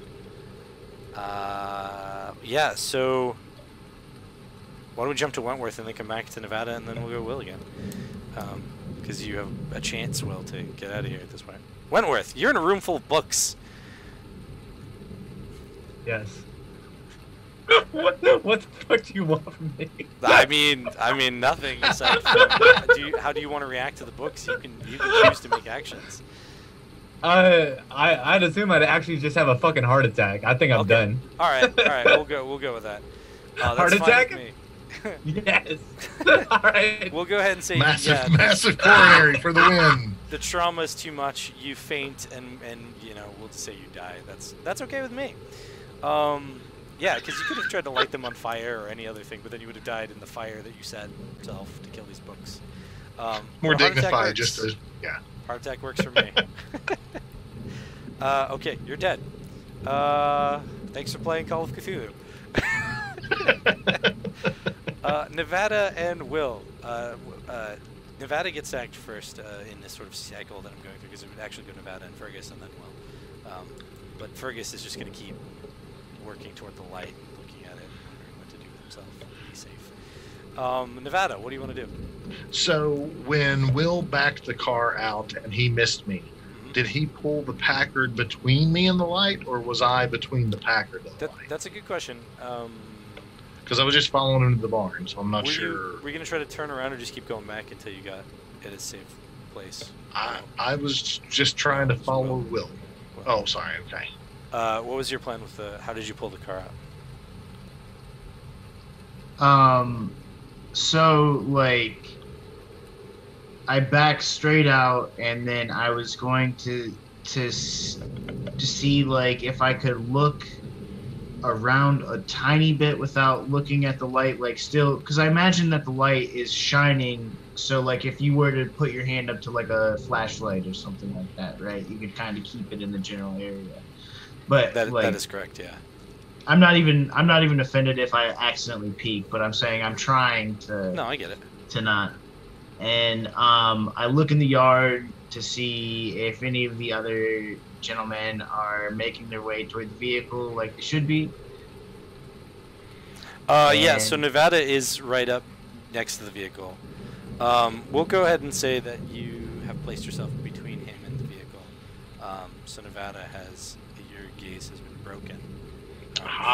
Deadlight So I like lean over and like fling the door open, and I yell, "Get in the fucking car!"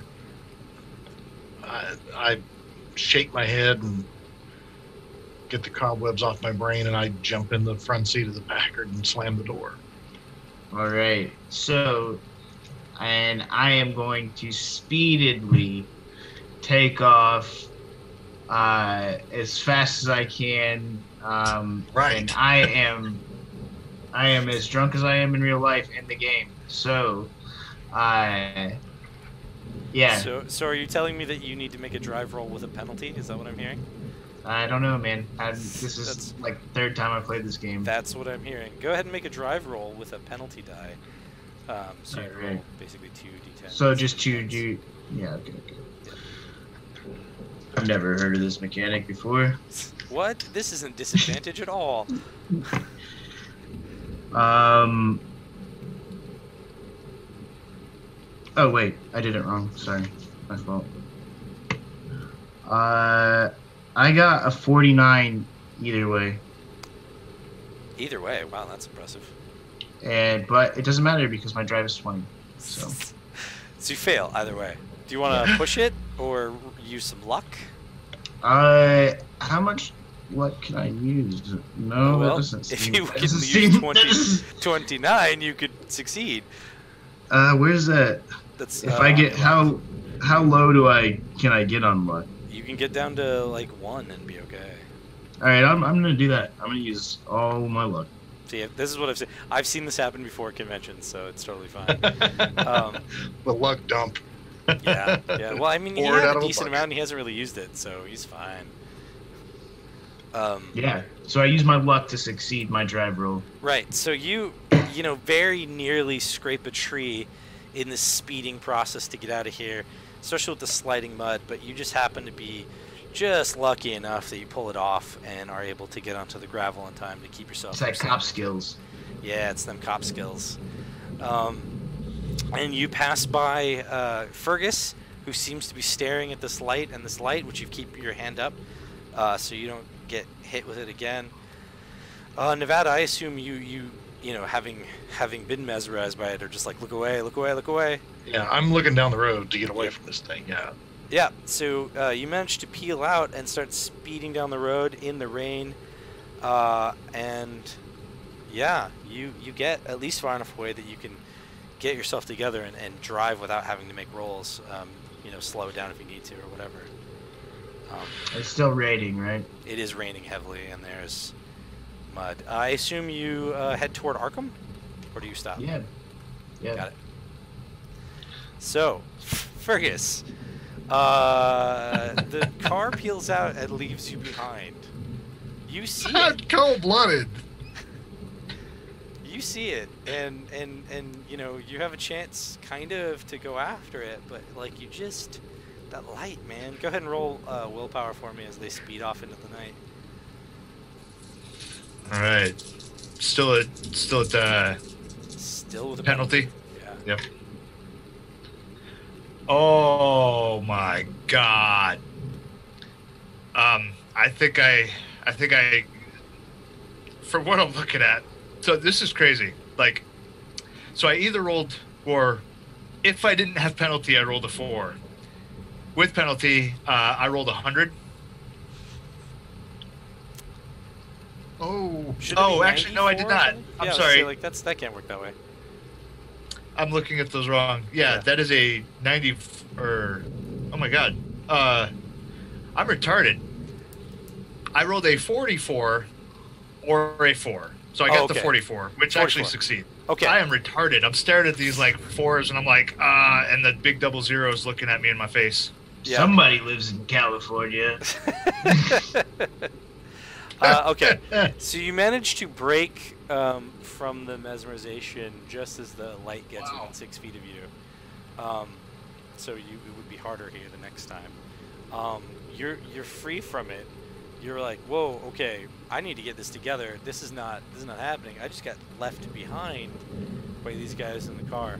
You don't have the ability to chase them. Well, I mean, you could chase them down the road, but they're going to get away from you relatively quickly. They're speeding off in a vehicle. He's going to turn around, like, it's going to snap back in his mind, you know, oh shit, Professor Averyberry was screaming. And he's going to turn around and run back into the place. Cool. Maybe a little slight hesitation at the door because the room is feeling awfully small and tight.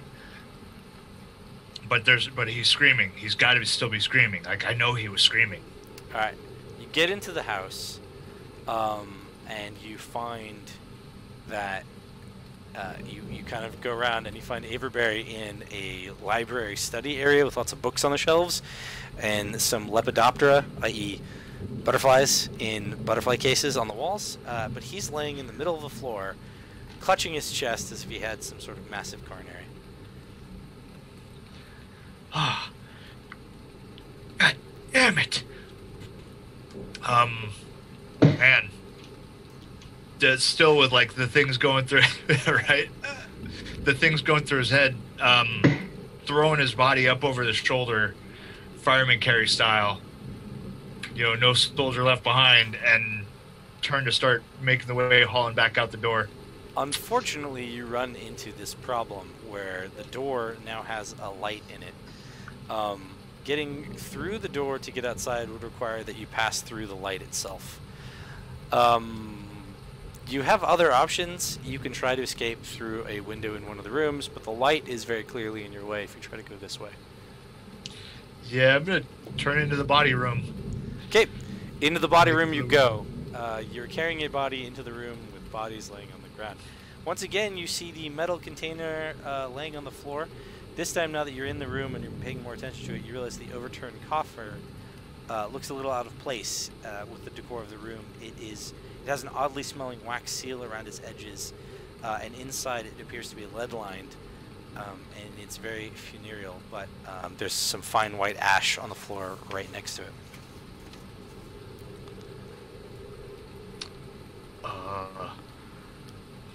Man.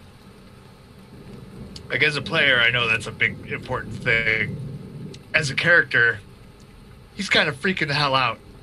I'm going to lay the body down and use this big thing. Does it look like something I could kind of heave?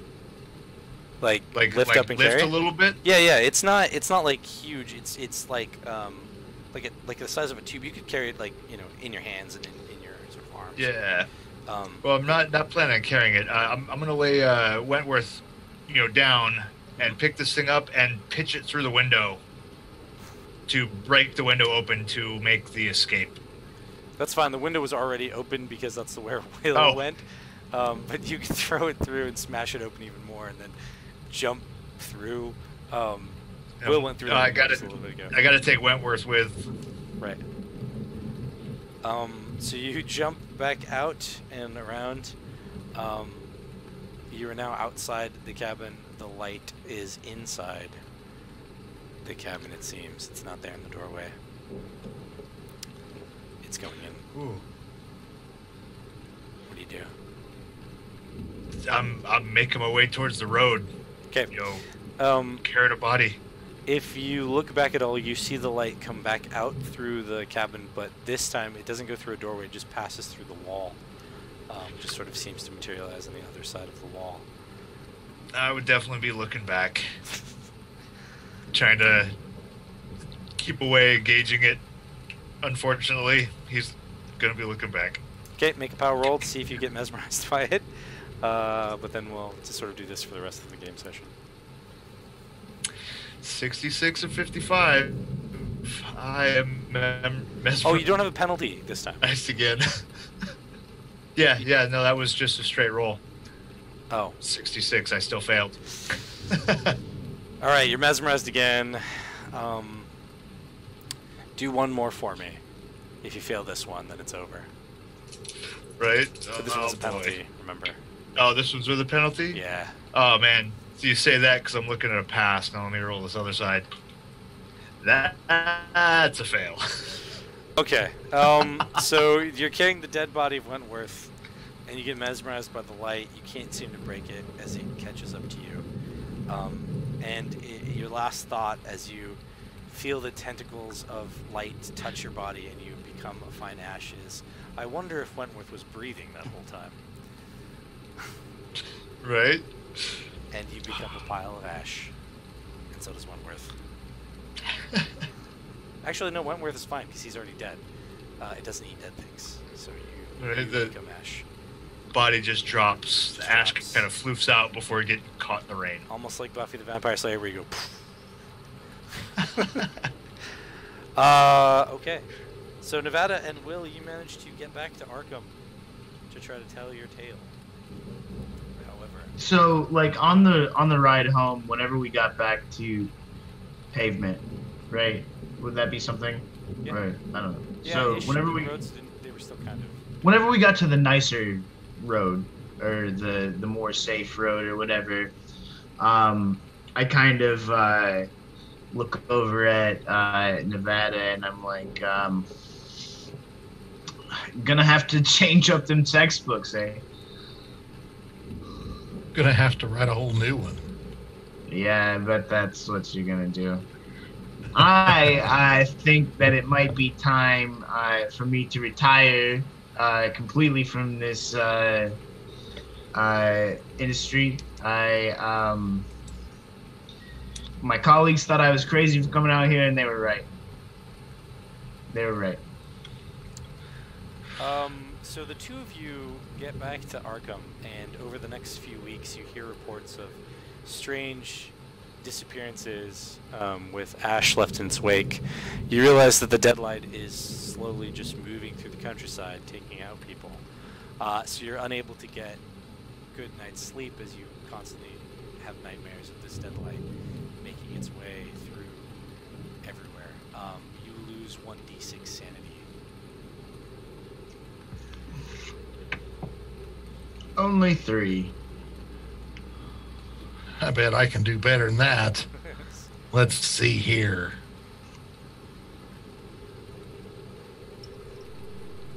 Well, I'm shocked. Only lost 1. Okay. Nevada, you have a hard time going back to work as there's this weird suspicion that follows you with Wentworth Avery's body having been found in the woods near this place called Orchard Run. People suspect you killed him because you guys had a long-standing feud over something that nobody was quite sure That about. dirty bastard. Yeah. So even knew it! death begins to like put blame on you. So your career is constantly fraught with negativity and Fuck that guy. You don't. Like, you if don't there ever was get any- to hold any chair positions. Or anything like if there was any sort of like investigation into that that would like, I guess I don't necessarily work there, so never mind. I was gonna say Yeah, I you don't was even work gonna- in the state. Yeah. So, yeah, I mean, you can aid the investigation if you want to, but I was going to say that I hindered it. oh, okay. Well, that you could do that too. Yeah, I would say if you were going to offer them any advice whatsoever about the deadline, I would make sure that okay, detective. I would make sure that Nevada. I would try to make sure that he was not what Blamed what's the for word? Avery's death. Yeah. Well, it doesn't work. He's boned. Yeah. And nobody cares about his book. No, his book sales. Are Oh, terrible. some people probably care about it. With the wrong I'm sure kind of there's a people. whole cult of people that want to read your story. From somewhere as Innsmouth, I'm not sure. Fishing Okay. village, I hear. One thing that I should have noted for you guys, if you ever want to play these characters again, I'm not sure if you will or will not. Some of you died. I mean, I don't know if you can play a character who's dead again. But if you succeeded in a skill check, you check that on the character sheet, and then you would try to roll to improve it at this time in the game. But otherwise, this was Deadlight. Cool. Well, this is where the Thank you very credits much. come up with Deadlight. And Okay. I found the dead and the light. All right. Thanks for playing, everybody. I'll go ahead and shut down the broadcast. If you guys want to hang around and talk about it, that's fine. I've got a few more minutes. We can do that. But thanks for playing, everybody. Thanks for watching, everyone that sees it. I hope you enjoyed Deadlight.